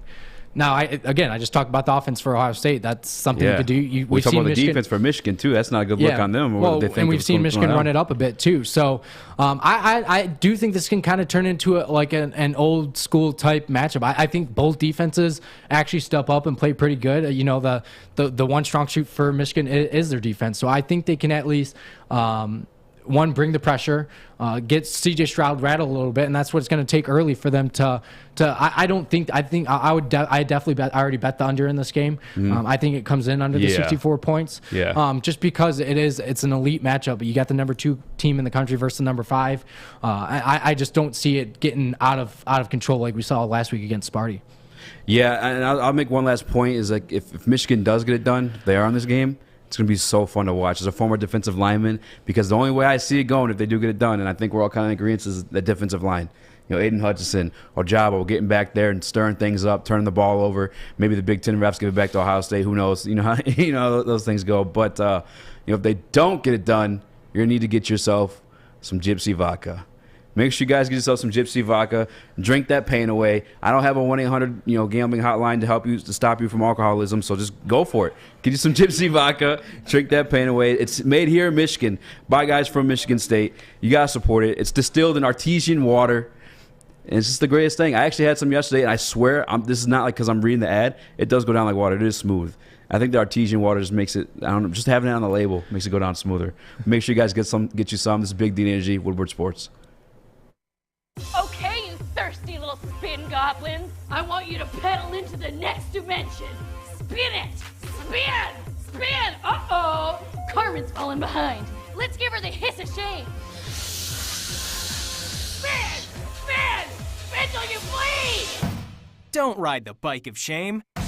Come to Planet Fitness and find your own lane with tons of equipment, free fitness training, and no hissing. Join today for just $10 a month. Sports. Missed part of the show today? Watch again on YouTube or download the podcast anywhere you listen to podcasts. The drink, the more good on us. Welcome back to Big D Energy. I am your host, Nick Leach, filling in for my man, Neil Rule. To my right, I have Easy filling in for 4-time Stanley Cup champion, Darren McCarty. Are you a 4-time anything, Easy? I am the Woodward Sports champion, undefeated. So I'll say 2-time champ. You know what I'm saying? Got that. A little 2-time against our boy Stick in the sound booth. Gotta throw some shade at him. But I do want to stick before we move on from the football talk. It's a huge weekend in college football again. We got rivalry weekend is in full force. A lot of big games this weekend. We got Michigan State versus Penn State, Alabama at Auburn, Oklahoma at Oklahoma State, Texas Tech at Baylor. A lot of college football playoff implications. Before we touch on that, we have to talk about the Mel Tucker news. So it finally was confirmed. It's been in the talks for a week or so now that he had a 10-year contract, close to, I think it was $95 million. And a lot of people were saying after the Ohio State games, like, I hope he signed that contract beforehand. But you knew regardless he was going to get that type of money. Matt Ishbia and company, the boosters at Michigan State, definitely want to keep a guy like that around, especially when you have job openings at USC and LSU coming up. I think it's a no-brainer. What he's done there in the short amount of time that he's been in Michigan State has just been unbelievable. We talked about it yesterday at Thanksgiving, is that seeing Michigan State as the number 3 team in the country and being in the initial college football playoff rankings, like, for Michigan State, like, you look at that, like, that was kind of worth the money in itself. After, like, this is realistically his first full year. Like, last year you had COVID and a lot of weird stuff was going on in college football. So for them to see that in that short amount of time, for them, it just made sense. Yeah, I mean, you look at Mel Tucker and you look at the Ohio State loss, and you do get a little nervous. Like, it's easy to get nervous after you see your team get completely destroyed by Ohio State. But I think the one thing you have to remember when considering that in the contract as well is, what Michigan State, what were you thinking of them beforehand going into the season? No one thought that you were going to see that 3 next to them come the college football rankings time. And on top of that, like, seeing that 3 next to them, and also, like, factor in the fact, I hate to say that back-to-back, fact, whatever, facts, but factoring in the fact that, we don't get the credit or respect that like Michigan does. Like, the fact that we see Michigan ranked ahead of Michigan State the week after, it was so, like, just distasteful. You know what I'm saying? But when you pay a Mel Tucker and you give that type of confidence in him, and you're showing that you're going to give him everything he needs to build an actual program, become maybe one of those blue chip ones, like, we're going to get some of that respect now, I think. As long as Mel Tucker delivers on his end, which, early returns are there. Because, again, yes, he's only really beat Michigan twice 2-0, which is good. That's good for us because we didn't expect that. No one thought that of this roster and what he had, and just hopefully he comes of it. You're going to say something? No, I apologize. No, you're good. I mean, like your point of starting, he's the first Michigan State coach to ever do that. And obviously we want to talk to Alex. I mean, he's been covering this team all year long. He's a Michigan State writer. He's a Michigan State writer, Michigan State through and through. So, Alex, I mean, this is probably, I would imagine it's a sense of relief, especially with that LSU job and the USC job open. Yeah, that's a good point about the LSU job is, of course, for some reason his name was thrown into there just because he has a resume of jumping from job to job. But, ever since Michigan State got blown out by Ohio State, it seems like there's just this dark cloud over our season now that, obviously our hopes of the college football playoff are gone and the Big Ten championship and the trip to Indy are gone. But this team was projected to have 4.5 wins coming in the preseason. Now we're at 9 with a chance at 10 this week against Penn State, which I also would want to mention that Penn State being a 1-point favorite in this game is a load of BS. I think Michigan State comes out and wins by at least 10. But we lost to Ohio State, but we found our coach of the future. Like you said, first Michigan State coach to go 2-0 against Michigan in his first 2 tries. He worked the transfer portal like a freaking NFL GM, like he's Troy Weaver out there, even though he's not in the NFL, but still. Finding guys like Kenneth Walker III, finding guys like Quavaris Crouch to man your defense. Go ahead, Nick. So you just, as a Michigan State, if you're a Michigan State fan, you have to be licking your chops. Is like, you solidify your guy. I mean, that you said it. You hit the nail on the head. That was something you had to be worried about. You seen him jump program to program, and anybody that watches college football, like SEC is kind of the holy grail. Call it what it is, but like. It's hard not to want to go. LSU just won a national championship a couple of years ago. Mm-hmm. You get to play Alabama every year. You get to play against Georgia. Like that's just big time football, especially in that region. So, and then USC, I'd be hard pressed to. Like if you're a coach and not be like the team that brought USC back to when Reggie Bush was there and Matt Leinart, it's very advantageous, especially being out in LA. So for Michigan State to lock up their guy for 10 years and know that he's committed to them, like that's one monkey off their back that they don't have to worry about going into this offseason, because it was talked about for a good month, I would say. Yeah, it was, and I mean it's just. Like you said, the amount that he has done in such a short amount of time is really what gave him this deal. And I don't know if like his resume of jumping from place to place had any part in like the people signing this, making this contract possible for him. But like you look at the Michigan win, and you look at even like lesser known wins like the Nebraska game in overtime, where in the whole second half our defense could not get off the field. He could win games through coaching. Look at the Indiana game. We won that. It was an ugly win, 20-15. But it's just like you can recruit and get your players, and but in college football, it's the guy at the helm. It's the guy with the headset on the sideline. And Mel Tucker has proven that he can be that guy from Michigan State. And what do you call Ishbia again? A trustee or what, like the people that like give you the money? I don't know. Booster, there you go. Obviously, the boosters trust him, and I trust him as well. Yeah, and I think this is kind of an important weekend. I get you, like you said, they're out of the college football playoff. They're not going to Big Ten championship, but to see how his responds after an ass whooping that they just took from Ohio State, I think it's very important. Now, I get you do have some injuries. I don't know if Jaden Reed's going to play after leaving last week with his ankle injury. Still up in the air. It's still up in there. Mm-hmm. And then I don't know if Jalen Naylor will be out. We saw Kenneth Walker not playing the second half pretty much against the Ohio State as he's dealing with an ankle injury. So they do have some injuries that have kind of added up now, but Penn State has some injuries of their own. Sean Clifford, their quarterback, he's not going to. I don't think he's going to be playing this game, or it could still be up in the air. He left the game last week as well. That guy gets beat up week in and week out. The Penn State offensive line struggles. So I look for Jacob Panashuk to have a big game against Penn State. Like Alex said, the line is only 1. So I think they'll bounce back. 2 big guys. I mean, you get James Franklin got a 10-year contract. Mel Tucker got a 10-year contract. It's going to be the battle of the 10-year contract game. I want to ask you this: do you lose confidence in Mel Tucker if you lose this game, even if it's close? I'd say a little bit. I'm obviously not feeling a little worse about. Okay, Stick is really shaking his head over there. Yeah. No, I'm in the camp of, listen, that Michigan game that they won, they did win the game, but you got to remember, Michigan was up 16 points on the road. Michigan State did outplay them in the second half, but take away that Michigan win, the season's not looking that great, honestly, because then they followed up with a loss to Purdue. Then they followed up with getting their teeth absolutely kicked in by OSU. And then if they lose to Penn State at home, I'm kind of reevaluating how good this season looks, even though you can't take away the Michigan win. They won that game. I'm not taking that away, but I'm just saying if they didn't, we'd be having a much different Mel Tucker conversation right now. Yeah, and that's definitely a fair argument to make, but it's almost like the pocketbook went open after that after the Michigan win for them. So I will say maybe not as alarming, because you could be without three of your key offensive weapons. Like Kenneth Walker might not play.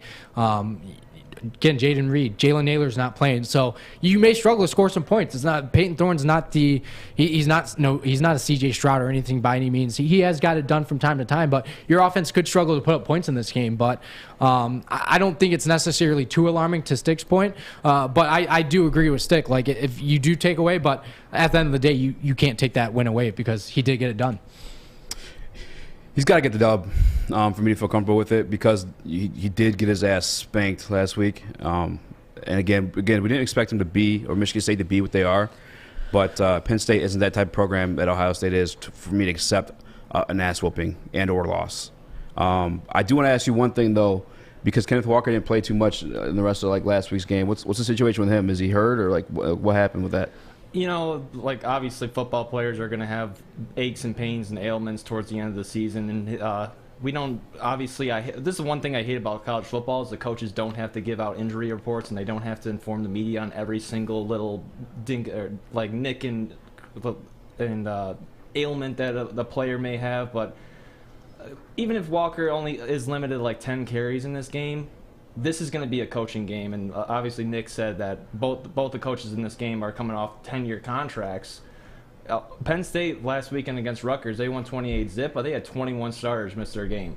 Now, Michigan, you look at Michigan State, Jaden Reed, Jalen Naylor, Kenneth Walker III, all questionable. So for Michigan State to win this game, they just got to stick to their roots, stick with what they're good at, and that's scoring points on offense. If Kenneth Walker doesn't play in this game, I'm confident with the guys behind him. Elijah Collins and Jordan Simmons haven't gotten a lot of run this season, but they are good running backs. Peyton Thorne, he's healthy. I know that for a fact, and I know that he has been a very efficient passer in the Big Ten this year. Get guys like Trey Mosley, Keon Coleman, better known as the guy that scored the one touchdown for Michigan State against Ohio State. Are you being a slappy right now? Because didn't Simmons just fumble last week? Who? Simmons, the running back. He did, yeah. But he's good. He's good. Chill on me. I'm just saying, hey, you know what I'm saying? I got pump Kool-Aid when I see you getting poured. This is my team. You can drink up the vodka, the gypsy vodka, but I don't know about the Kool-Aid. You might have to slow down on that one. Okay. All right, before we get to this next break, I do want to get some score predictions from. So we'll start with the Ohio State-Michigan game first. What's your final score prediction for them? 38-20. 38-24. How about 38-24? Ohio State. Ohio State. Okay. Yeah. I'm thinking, for whatever reason, something's telling me that this could be low scoring. I don't know why. I get that we've seen both offensives put up a lot of points, but I could see this being easily be like a 27 to 21 type game. I saw Pete in the chat was sitting there saying that he just doesn't know if Michigan's offense can keep up with Ohio State's, and I kind of in that same agreement. I just think the offense for Ohio State just proves to be too strong. I get the Michigan defense is good, but the secondary is the one part that worries me for them, especially against this team. So I think 27-21 Michigan. Or excuse me, 27-21 Ohio State over Michigan. What do you got, Michigan State versus Penn State? If Kenneth Walker, K9's playing, Michigan State. Without him, when we saw them without them last week, you have to go Penn State, unfortunately. Yeah, I think that's you hit it on the head for me too. I don't think Jaden Reed's going to play in the game, especially being on the sideline last week in a boot. If Kenneth Walker plays, I do think they can pound the ball pretty well. I think Michigan State's defense steps up for them a bit. Like I said, the offensive line for Penn State isn't very, very good. So I see Michigan State walking out of there. This one will definitely be low scoring, especially for a lot of those offensives. Backup quarterback for Penn State. So I could see this being like a 20-17 type game. I do think it plays close to that 1 point spread. Yeah, I think with K9, if you're lacking creativity or without Jalen Reed, he has that playmaking ability to get you a dub. I mean, just we saw it in the Michigan game. All 5 touchdowns came from him. Other than that, there's a lot of sloppy play by the Michigan State offense. Yeah. Another game I want to talk about real quick is Alabama-Auburn. Yeah. So Alabama, we've seen kind of struggle a little bit on the road this year. They haven't put up a lot of points. Come on.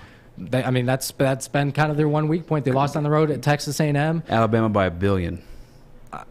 It's the Iron Bowl. I get Bo Nix isn't playing for Auburn, but Alabama dropped to number 3 in the latest college football playoff rankings. But we've seen crazier things happen. It's rivalry. Auburn's gonna want to play the game. I think they've lost 5 straight games now, but I think it's going to be an interesting game because, like I said, a lot of these games have college football playoff implications. I can't imagine if Alabama loses that game to a bad Auburn team, which I don't think will happen. But you would have to think they're out of the college football playoff. You get Oklahoma at Oklahoma State. There's a chance the Big 12 might not have a team. The Big 12 champion might not be in the college football playoff. You could see it. They could play back-to-back weekends if Oklahoma wins that game. So there's a lot of interesting college football going on this weekend that it definitely makes the case interesting for teams like Notre Dame, who are sitting there at number 6. I just think this is one of the most exciting college football weekends in quite some time. Yeah, Oklahoma State, I'm going to keep an eye on. There's some quarterbacks, or my man Spencer. Not Spencer, I apologize. Riddler. I think he might be able to grab him late in the draft, so I want to keep an eye on them. I know he filled in a couple weeks ago. But I'm more looking for, like, future Lions when I'm watching these games, man, to be honest with you. Because a lot of these college football games, in my opinion, like other than Oklahoma State might be close. Texas Tech and Baylor actually might be close. That's actually going to be a good one, I think. But more so, Michigan State, obviously Ohio State is going to be, or Ohio State's going to be a big one. And then the Penn State, Michigan State we'll watch. We aren't going to be playoffs anymore, so I'm not going to be as hyped to do it. But I'm more so looking for, like, draft prospects at this point. You were thinking Ritter from Cincinnati, not Radler from Oklahoma, right? Thinking Radler. Because did he come fill in? Spencer Radler from Oklahoma? Yeah. Yeah, well, he's been benched by Caleb. Well, he came in like 2 weeks ago, didn't he? But, yeah. I think he was looking for a new career, and now that Northwestern Tech, he could have a new job at Northwestern Tech. So Northwestern Tech, all your heating and cooling industry needs. Spencer Radler looked like he could be going that route once Caleb Williams filled in for him a couple weeks ago. But you can start a new career in the industry. That's always essential, the heating and cooling industry. Learn more today by visiting northwesterntech.edu. You could have Spencer Radler as your classmate. So check them out. This is Big D Energy with my man Easy, Woodward Sports Network. Hi, I'm David Hall from Hall Financial. Did you know mortgage rates are still at generational lows? If you haven't refinanced your home loan yet, there's still time. Now is your second chance to refinance. You could lower your monthly payment, eliminate credit card debt, or even take cash out by using your home's equity. Call Hall Financial now to get started with your free 5-minute mortgage review. 866-CALL-HALL or chat with us online at callhallfirst.com. The pros know. Go! Listen Monday through Friday for Big D Energy Live on the Woodward Sports Network with Stanley Cup champ Darren McCarty, former Lion Joik Bell, and the silky voice of Neil Rule. Welcome back, Big D Energy. I am your host, Nick Leach, filling in for my man, Neil Rule. To my right, Easy, filling in for 4-time Stanley Cup champion. Someone in the chat did call you the 4-time Thanksgiving dinner champion. You know, I've held that title proudly. I'll take that.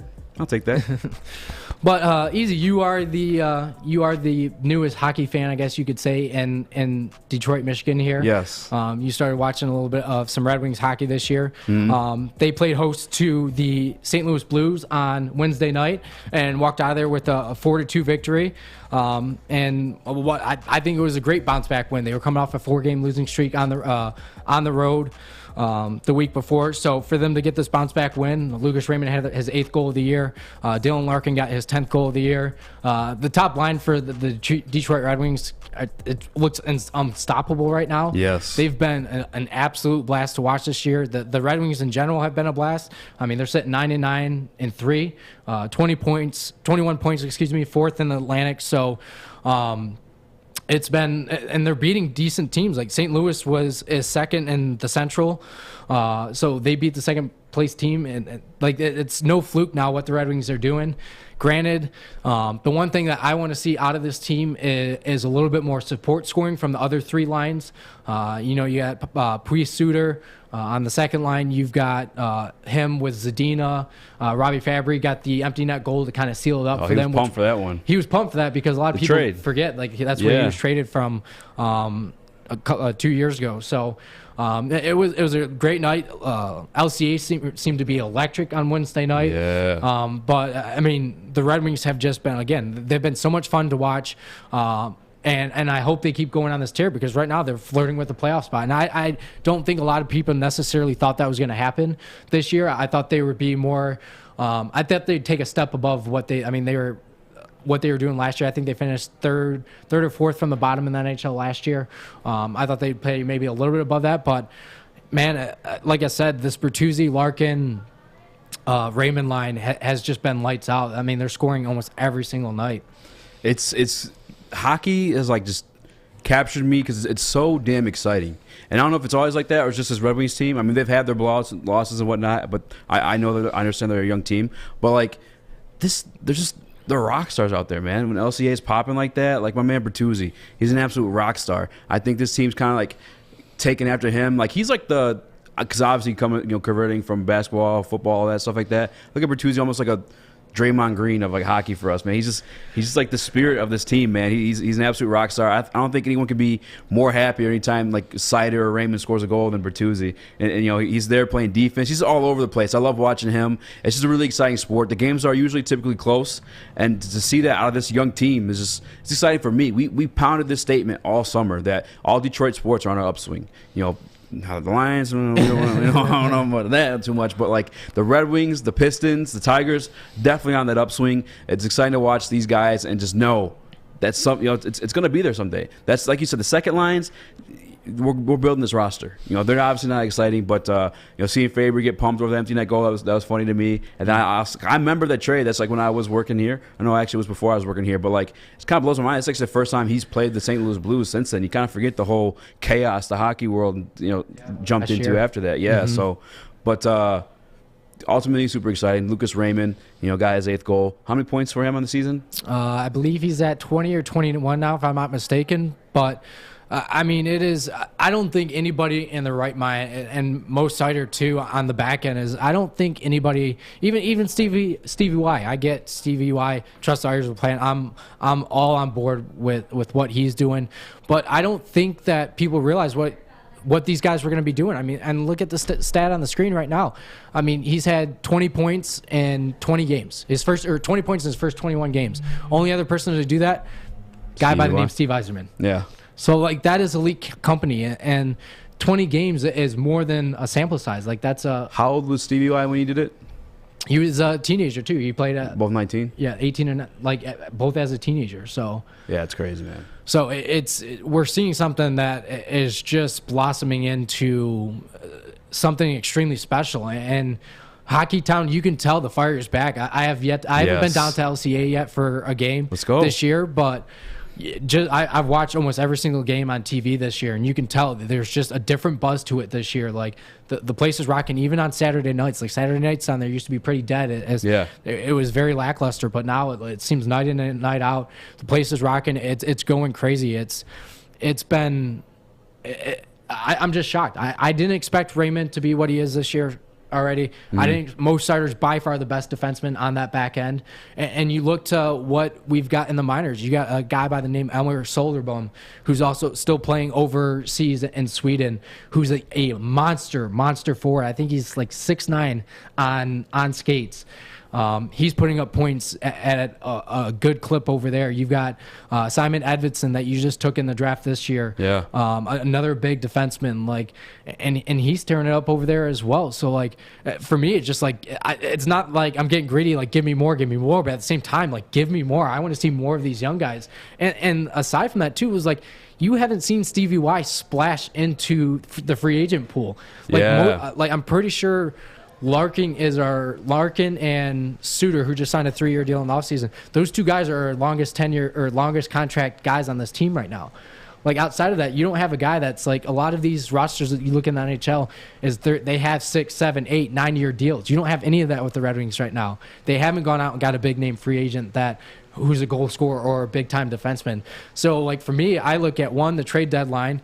That's obviously it's still a long way away, but I look to what could even happen in the offseason with this team. That this team should be taken very seriously for what they're doing right now and what they're going to continue to do down the stretch. And like I said, if they're flirting for a playoff spot, don't be surprised if you see Stevie may move a couple draft picks to bring in a guy who has like maybe a year or two left on his deal, who's in a bad situation. I can see him doing that, man. He's just so cerebral. I feel like you look back, Tampa always seemed like they got over on guys on trades, and I wasn't a big hockey guy back then, but I always remember that being the narrative. And we saw that, I feel like, in the Ned trade. You know, like Nedeljkovic, bro, he had a nasty save Wednesday. Look, man, if we're sniffing the playoffs, I would love for them to make a trade, give these young guys like Bertuzzi's the taste of that playoff atmosphere. Because I mean, you saw opening night here at LCA, the place was rocking. Yeah. You know, imagine getting like just 2 games of that in the playoffs, like even just, you know, like just a taste. Even like Lucas Raymond, just to make them hungry. Like even the guys you guys said in the farm system too. Like man. That's what's funny about you being a new hockey fan, Easy, is like regular season hockey, it's okay, and you're loving it right now. Playoff hockey, next level. It's like a completely different game, and I believe who was it? Brett Hall, when he was here in Detroit, he's like, during the regular season, hockey players are only given like 70%. They wait till the playoffs to turn that up, and it's a whole different intensity. I liken it to baseball because I'm a huge baseball fan. Regular season baseball, 162 games, can be boring, can be monotonous. But once you get in the playoffs and every single pitch matters, you're on the edge of your seat, you're into the game. Hockey, every little tip could be a goal. Like in the playoffs, it's a whole nother level, and playoff hockey is one of my favorite sports. Regular season hockey, not so much. And I agree 100%. And I think that's why I love Bertuzzi so much, because I feel like he brings that intensity like all season long. And just to have that guy as your veteran leadership on a young team, you know, you want that. You want that to spread and be infectious. And you know, to see that Bertuzzi, and like Stick said, in a playoff atmosphere, come on, baby. Like, give me that. You know what I'm saying? They're going to blow the roof off that place. I went to a playoff game at Joe Louis a couple years ago. It was game 4, I believe, against Tampa Bay. The Wings were up 2-0 the entire game. Mm-hmm. In the last 5 minutes of the game, Tampa came back, scored 2 goals, and then won the game in overtime. Yeah. And it was still to this day, like, it was the most electric atmosphere I've ever been in. I've been to playoff baseball games. I've been to when the Tigers clinched against the Yankees to go to the World Series. I was at that game. Yeah. Playoff atmosphere, like Stick said, it's totally different. But when you get to hockey, it is rowdy for all 60 minutes of the game. It's something that I hope is back here in Detroit very, very soon. We need it. But like to sit here after we're almost 20 games into the season now, or 21 games into the season now, and you're talking about playoff hockey potentially, like that's already a huge step in itself. I was gonna ask, I kind of asked around the room, like, because I know you've said some some good things about Jared Goff, and I hate the guy. So like you said, you've been on this positive side of things. Is he sipping Kool-Aid talking about playoffs? Is that like a real thing with the Red Wings right now, Alex? Is that like personally, I don't see it. I think as long as Jeff Blashill is the coach, I don't see the Red Wings. What a buzzkill, bro. Sorry, we're praising them for this big win they had against the Blues, but if you look prior to that, they were on a 4-game losing streak. You know, they're winning a lot of games this season that they shouldn't have won. You look at the overtime win against the Washington Capitals a couple weeks ago. You look at that comeback win against the Buffalo Sabres a couple weeks ago, which I was lucky enough to witness in person. But they're also losing a lot of lopsided games. You know, it seems like whenever they go on a road trip, like they just did recently at Vegas and at like Arizona. Like Arizona's a terrible team, worst team in the league. They lose that game 2-1 in overtime. It's just I still don't like have the faith in them. You know, if you notice, the games they win are the games that the first line of Larkin, Bertuzzi, and Raymond go off and they score goals. Absolutely. When they lose, that team doesn't succeed, or that line doesn't succeed, and you lose 4-1 or you lose 3-2 in overtime. I just don't have faith in Jeff Blashill. He's kind of in hockey, I feel like half the time you'll win games because of the talent, and the other half of the time you have to win games because of your coaching. Blashill, he's improved the penalty kill a lot this season. I'm looking at it right now, 78% on the penalty kill, but the power play, it was awful last season. It's still just as bad this season. 15.8% on the power play. That's 25th in the league right now.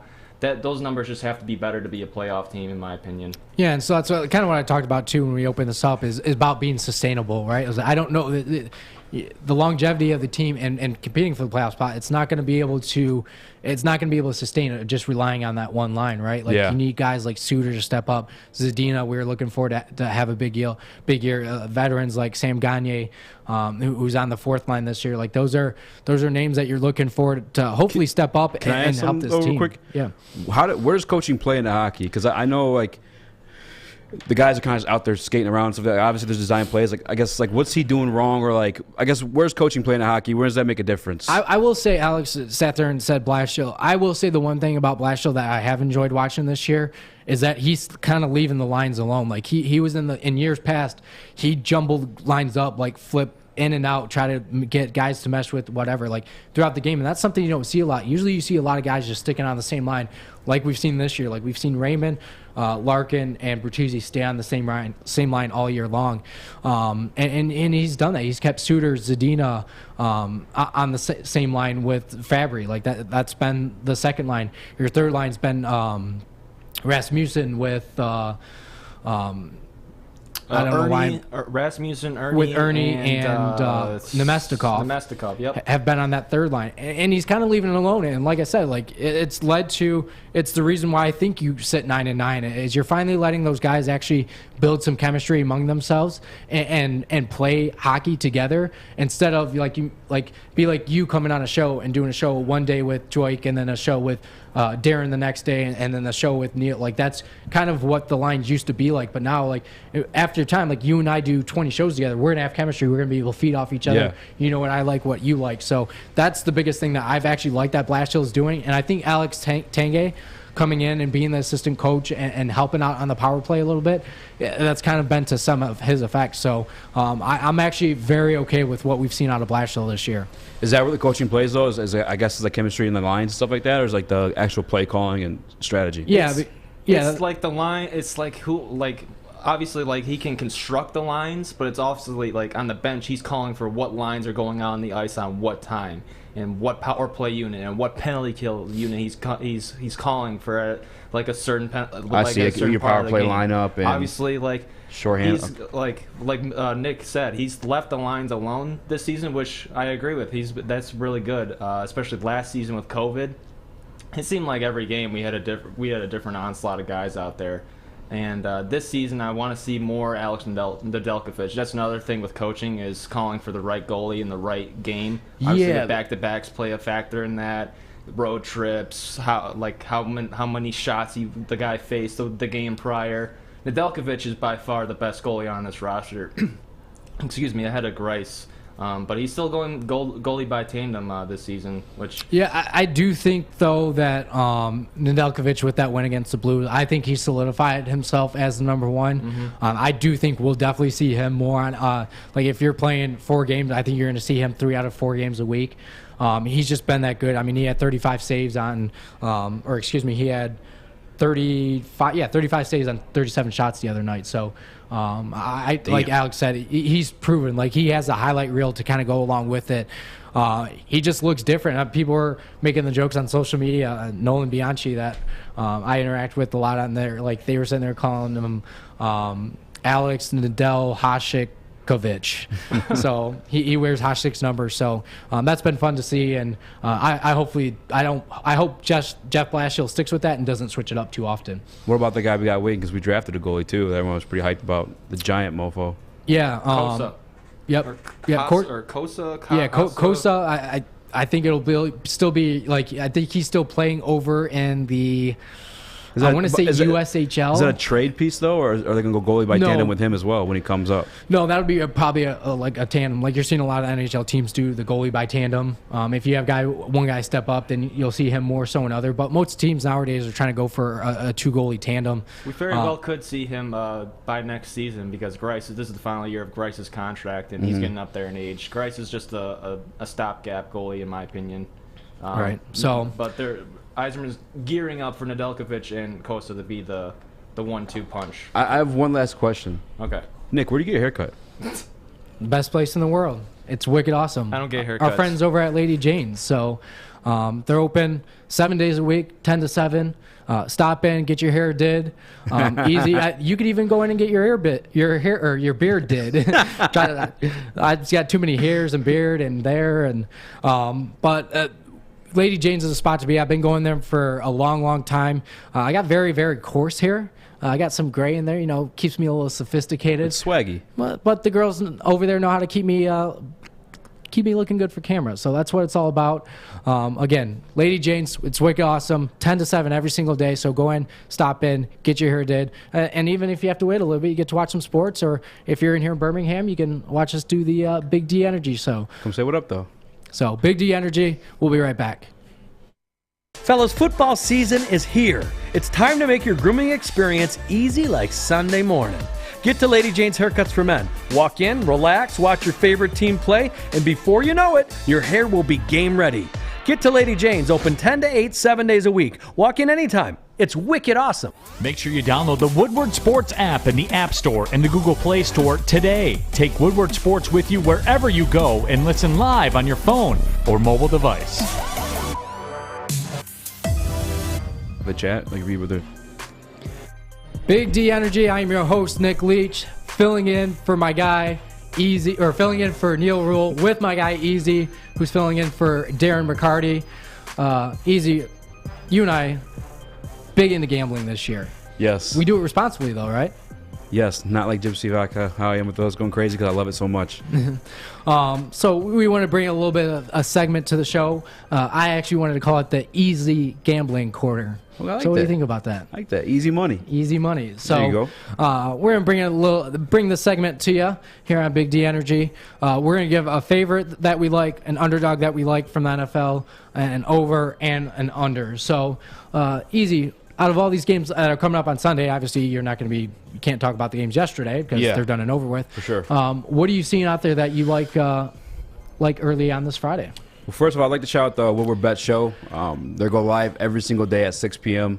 A lot of the reason why I've gotten into gambling is from them. They're responsible gamblers. They know what they're doing. So, I've learned the game from them. I'm so clean at NBA because of them. Shouts out to Chris Prince and my man Scott G. But my favorite is actually, I want to go with, I'm looking at wager lines right now.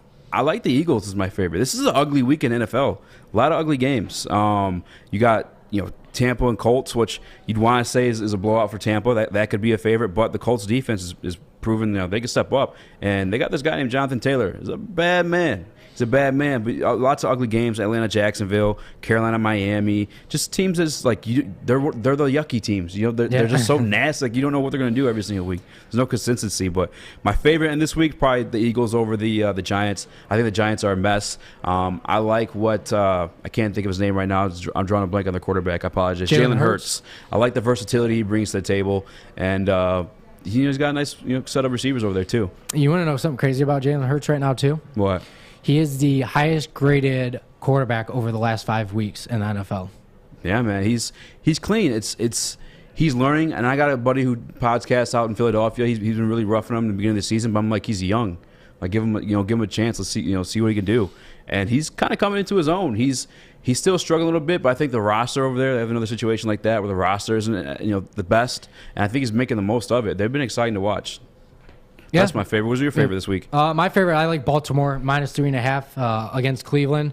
We saw the Cleveland just very, very nearly sneak out a win against the Lions. So I like them in that matchup. You're going to have Lamar Jackson back after missing last week due to an injury. Yeah. Cleveland's just beat up time and time again. Baltimore's at home. So -112 odds, nothing too crazy, but yeah, that should have been my favorite. Actually, now you say that. I had Philadelphia, so I run a bet and cover podcast with my man Steady. We do it every single Thursday. It's a lot for early odds and stuff like that, but I actually had Philadelphia -3.5 on there, so I do like the one that you talked about, but Baltimore was ultimately my number one this week against a beat-up Cleveland team. Who's your underdog? My underdog this week, I actually like, and I hate myself for doing this, but the New York Jets are actually the underdog against Houston this week. So they're at Houston. Joe Flacco's back at quarterback. But you get plus odds, plus 123 is when I got them on Wednesday. So I like the Jets in this one. We've seen a lot of weird games, and I think this one is just going to be weird. It's like battle of the bad. But yeah, I've noticed too, like early in like this year or throughout this entire year, that a lot of these games that you think are going to be gross between like some of these bad teams actually end up to be like some of the more entertaining games.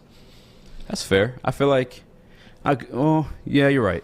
You're right. Because Jacksonville, well, actually, they have a win, but it was ugly. No, man, this is ugly. Why? Which one? What kind of games are you talking about? What ones are entertaining? I think we had I think it was Miami and Atlanta earlier this year that was won by a last-second field goal. London, right? Yeah. Yeah. And it was like a 27 to I think 24 game, if I'm not mistaken. But like, I mean that. We've had a lot of big matchups. Like you get Green Bay versus. That's a sexy one. Green Bay versus Seattle. I like this that week, one. but, Yeah. That's actually that's who I'm taking as my under this week. Is that game? It's gonna be cold. What's the number? The under was 50. No, I think it was 47.5. 47.5. Green Bay versus the LA Rams. You're taking the under on that one. I'm taking the under in that one just because it's one. I think the weather's supposed to be like right around 35 to 40 degrees.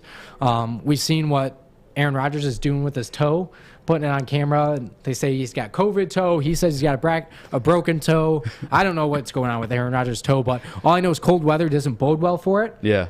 And he didn't look the sharpest last week. And then Matt Stafford in Green Bay in cold weather. That offense is definitely Matthew Stafford has struggled the last few weeks. And I don't think you get it right against what a lot of people were calling a very good Green Bay defense. So yeah, Green Bay it's more of a weather game. I'm playing the weather game this week. My under is going to be Carolina and Miami. Miami just can't get it right, man. I had high hopes for them coming into this year. I thought everything they did the front office wise is just set them up for a lot of success. I was kind of weirded out by the trade they made with San Fran, but they just haven't gotten it going. There's no consistency with Tua at the quarterback position. It's just they're just ugly, man. They're an ugly team to watch. Carolina, Cam Newton can put it up, and he just may. I'm sorry, that's my over. Did I say under? Yep. I apologize. Yeah, Cam Newton can put it up, and Miami's defense kind of ugly. Now Miami did step up against the Ravens. I will say that, but they played the Jets last week, if I'm not mistaken. The Jets were able to put up a couple points in that one.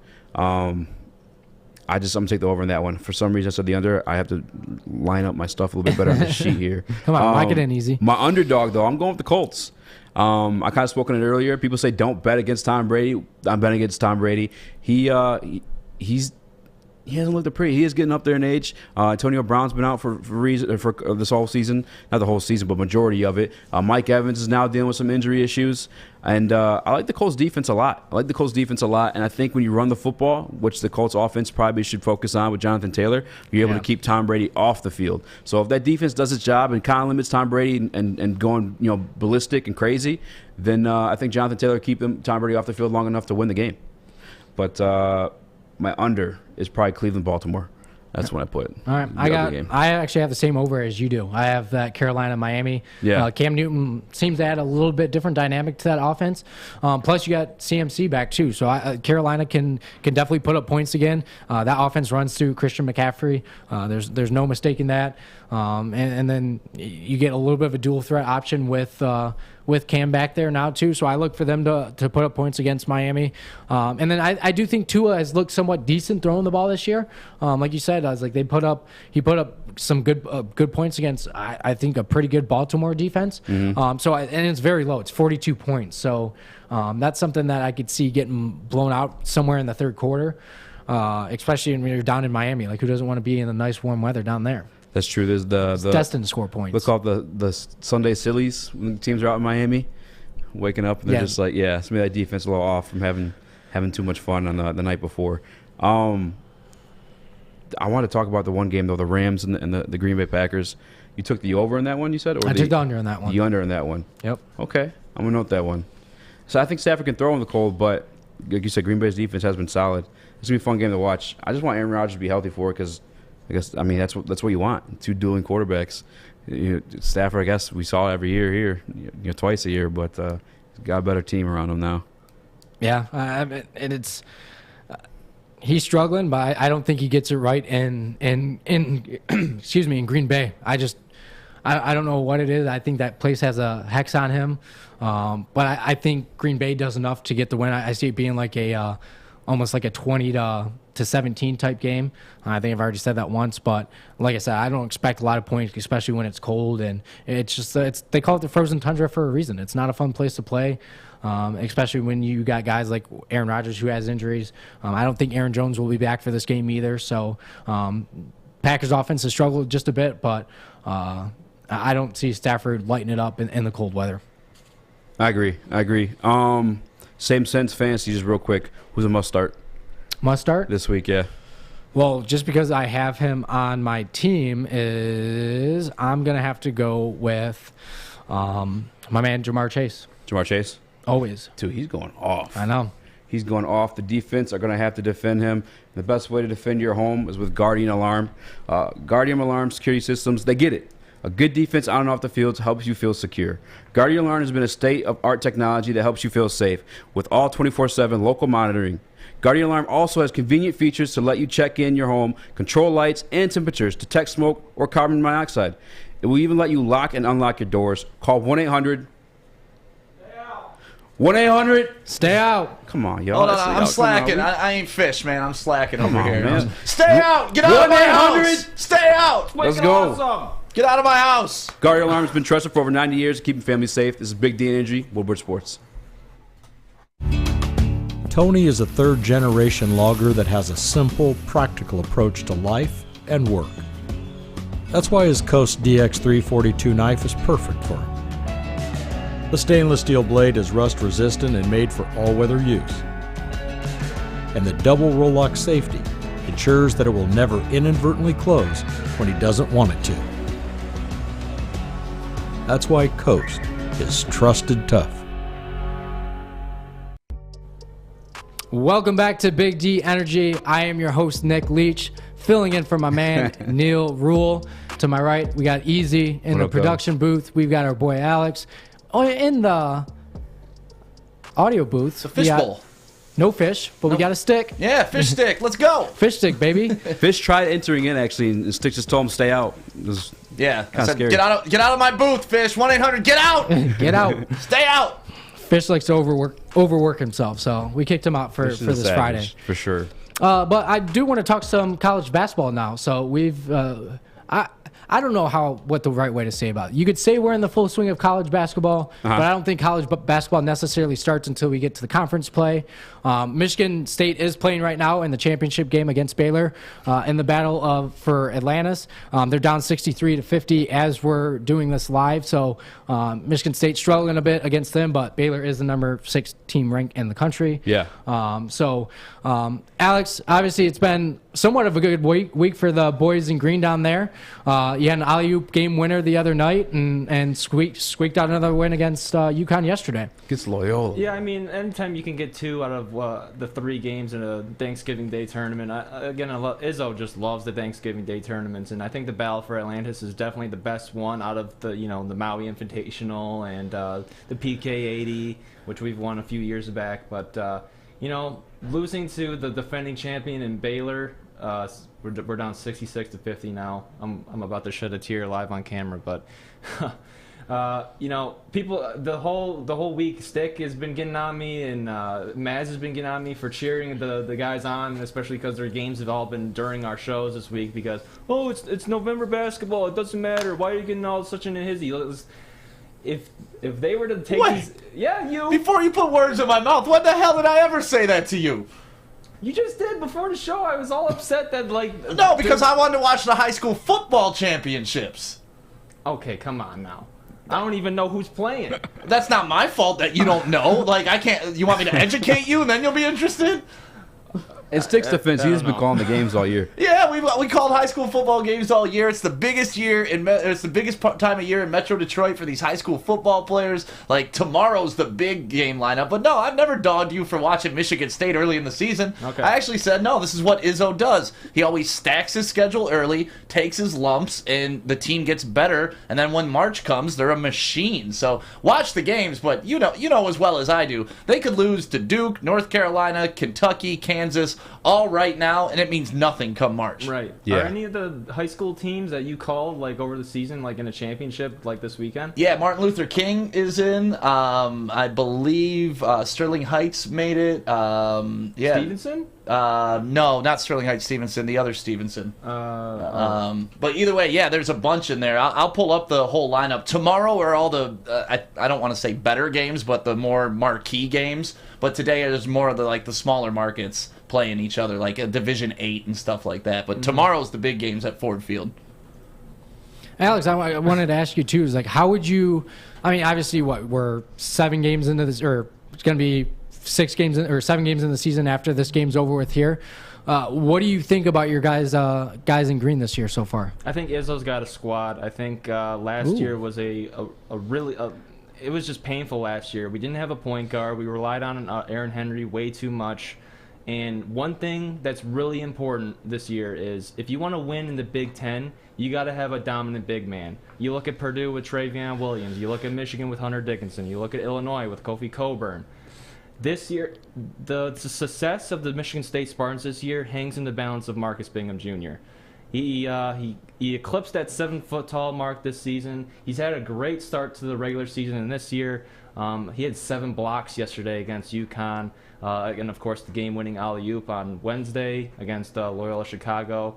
This team is going to go as far as Marcus Bingham takes him, I think, and then of course you got key role guys like senior Gabe Brown coming back, and Izzo really hit the transfer portal hard this year. He got himself a point guard. We got a 1-2 punch there with Tyson Walker and A.J. Hogard. So he's and Max Christie. I can't forget him. Max Christie is the lead of our freshman class of 5-star.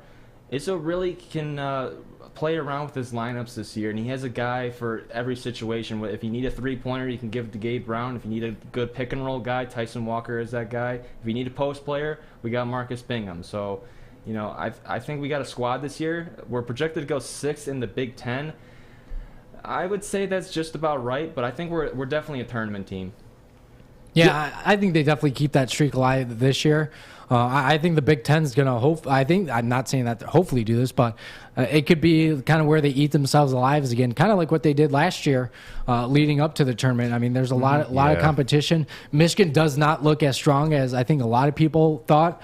They're just struggling offensively. I mean, you really only got it's been crazy to see, actually. I don't know if it's like a bit of overconfidence, like what's going on over there, because they were supposed to be the guys. Would they start the season ranked 3 or something like that? Like, yeah. I mean, high rankings, and then what was it? I believe it was back-to-back losses or two losses in 3 games there. So definitely not what I was expecting, especially when you heard all the preseason talk about, Juwan Howard's got the team. They're going to be hard to beat this year. They're going to be able to compete with a team like Purdue, who's expected to be the best team in the Big Ten this year. Yeah. So that's been, not for me, alarming just to see. Obviously, like I said, I haven't necessarily sat down and watched a ton of college basketball yet, just given you've got so many sports going on right now with Pistons, Red Wings, football, but it's obviously the early storylines that you look for. Hunter Dickinson's been doing fine for Michigan, but who's really going to try to help up and step up around him? That's going to help that team. That seems what they're struggling with so far. But I think the nice thing about college basketball early in the year is kind of like what Stick and Alex talked about with Tom Izzo, is you take your lumps early in the year, and then you figure out what's going to make you mesh down the stretch. My favorite thing on social media right now, especially on Twitter during these Michigan State games, is to watch what everyone's been saying about Joey Hauser. And just Alex's reaction in the booth right there. Just like it's been. What are your thoughts, Alex? It seems like a lot of people just don't care to see him on the floor anymore. Yeah, we are a completely different team with him on the floor as opposed to Malik Hall, who scored 25 points on Wednesday. It was. It's hard. These games they string together. It's hard to tell them apart. But Joey Hauser, came from Marquette and was like this really hype transfer. He's a great 3-point shooter. He can score off the dribble. He can score off the pass. We just haven't seen all of that this year. Like, reports surfaced over the offseason that the COVID season really hit him hard, and that's why he struggled last year, even though he came through in the clutch moments and helped us with that late season win against Michigan, which ultimately propelled us to the tournament. But this year he's just a waste of space out there on the floor. But Izzo puts him in, and like the ball movement slows down, and he'll make the occasional three-pointer, he'll make the occasional jump shot, but it's just like the offense just slows down when he's on the floor, and he doesn't really offer that much on the defensive side either. So he's it's when you say the name Joey Hauser, Spartan fans tend to cringe a little bit. Kind of keeping in the realm of college basketball, I want to ask this Chet Holmgren kid, is he the real deal? I haven't got to watch a full game of him, but he looks so damn skinny, bro. Oh, like, I just don't. Yeah. Is he going to play the 5 in the NBA? Is he going to play like the 4 in the NBA? Like what is this? This He guy can looks play so whatever weird the to hell watch. he wants in the NBA. He's that good. Chet's that dude. He can shoot. He's that dude. He can He's get that to the dude. hoop. Yeah, it's to me like Stick. You can correct me if I'm wrong on this. I know you like college athletics and high school, and I know you watched him in high school. He reminds me of Kevin Durant, like a taller Kevin Durant almost. Yeah, he has that game. I mean, he is like frail. When you look at him, it's like Sean Bradley frail, and that was my concerns. But dude, when he played Amani Bates here, when I think it was last year, Joey was able to go to that game, and he's better than Bates, man, and like heads and tails above Bates. And now you see what he's doing at Gonzaga. Like he had a play the other day where he got the rebound, took it the entire length of the court, did a quick little crossover at the top of the key, two-handed slammed over the entire team, and there was nobody even like able to check him. I'm impressed with him. To your point, Durant was super rail thin when he came out of Texas, and that was the knock on him. But it's that high release point on a smooth jump shot that nobody's ever going to be able to get to. And just because you're skinny doesn't mean you're not strong. There's that wiry strength that Chet has, and he can back people I think you're down. talking about yourself right now. No. I'm joking. He's wiry stronger than I am. But to me, I saw a meme the other day. It was like, Chet is the guy you build when you're playing a video game, and that's exactly like, I'm gonna make this guy 7'8". All right, he's gonna shoot 99 from 3-point, and he's still gonna have handles, and that's what he is. And every level that he plays in, he's better than. I haven't seen him step on a court with anybody better than him yet. Yeah, he's got that Kevin Durant effect where like you're not going to guard a 7-foot shooter. You can't. Especially if remember Dirk on the fadeaways, there's nothing you're gonna do about that. If that shot's hitting, it's hitting. You're not gonna block that. It's kind of like Kareem Skyhook. Like if those tall guys, when they're up there like that and that shot's falling, you're screwed. Yeah, you can't teach height. Like, honestly, it's been a joke throughout the entire history of sports, but you can have a guy with the same skill set, but he doesn't have the height, and that's what makes them an NBA player or a G League player or a European player. It's those little things that make the difference, and you see it in football, too, like doing all the high school football games. It's like, man, this kid's 5'8" with a rocket arm as a quarterback. If he was 6'2", Michigan would be knocking on his door right now. But he's short, so they're not going to do that. Say he enters last year's draft class. Is he number one over Cade? Ooh, no. Still take Cade. Last year's draft class was awesome. Yeah. I mean, you're talking Mobley, you're talking Cade. He'd definitely be a top 10 guy, potentially a top 5 guy. Last year, but this year he's going to be number 1 no matter when he decides to come out. Damn, man, I kind of want the Pistons to tank now. Yeah, well, I mean, they already are, and we can talk about the Pistons too. I actually wanted to bring them up. So now that you mentioned them, is Pistons played on Wednesday night. Obviously, we didn't have any live shows yesterday, so we didn't really get to talk about them.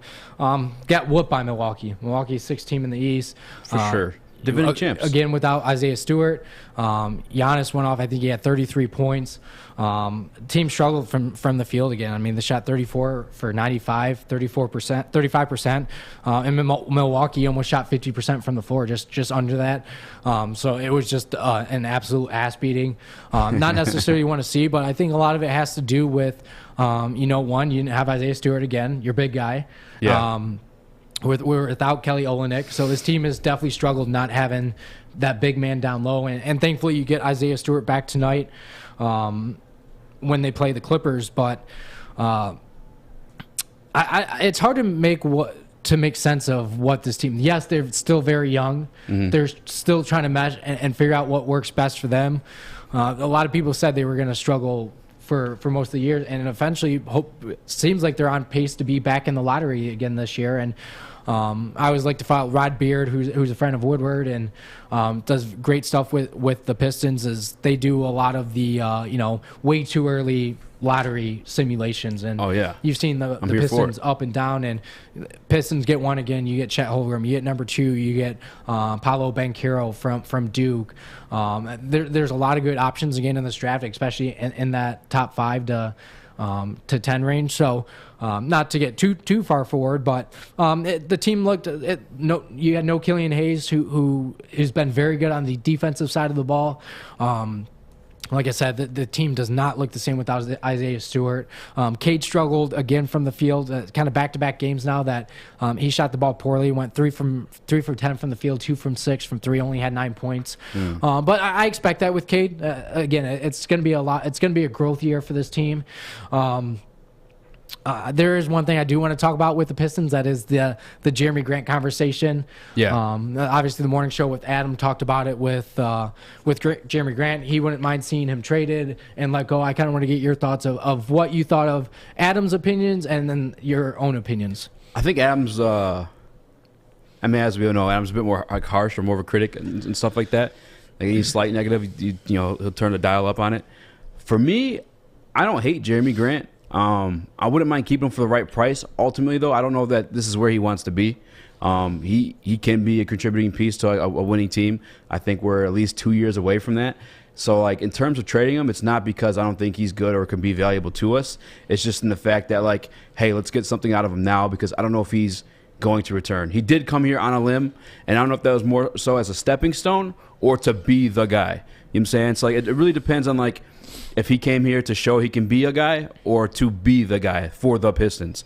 And it's ultimately, I mean, that's a conversation I'm sure that he and Troy Weaver have had. And you know, he's more, I guess he's got his thumb on the pulse of that one for sure or not. I think if he's a stepping stone situation, you move on from him. You get some value out of a guy.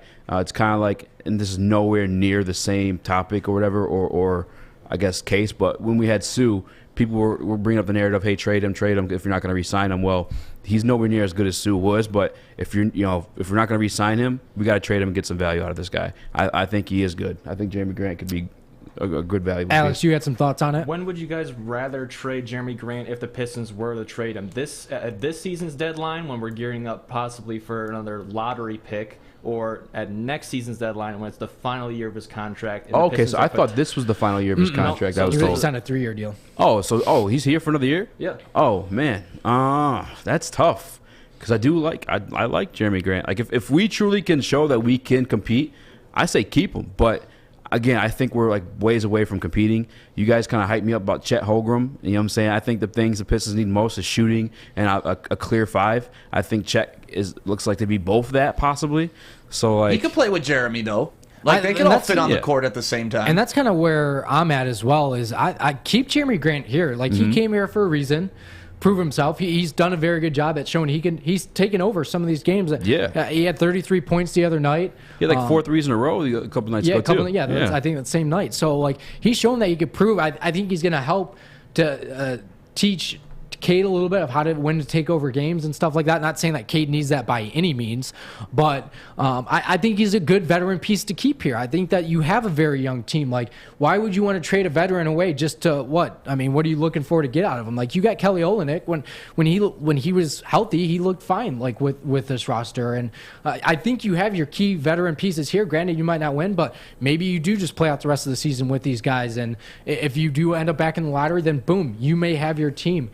Keep Jeremy Grant here because I do think he can be a key piece into getting this team back into the playoffs. I don't see the sense in trading him. It's not like he's costing you the craziest amount of money to be here. You already have a lot of dead money on the books as it is. You don't want to continue that trend. So let him play through his contract. Let's see what Cade turns into, especially next year. Like Cade could grow a lot through the end of this year, and then you supplement that with Jeremy Grant. Like these two guys could be lethal in the leading a team. And like you said, if you get a guy, like if you end up back in the top 5, get a guy like Banchero from Duke, or somehow even end up with the first pick and get Chet Holmgren, like then this team becomes that. I always said, like, in order to be good in the NBA, you need 2 All-Stars and a lot of good role pieces around. Like Cade Cunningham, obviously being the number 1 overall pick, that future could be All-Star. Then even if you take another guy in the top 5, that could be your potential All-Star. At least that's what you hope when you take a guy that high. Yeah, so the other thing I disagree with Adam on too is because he'll say that Bey is a lock shirt step and being a number 2.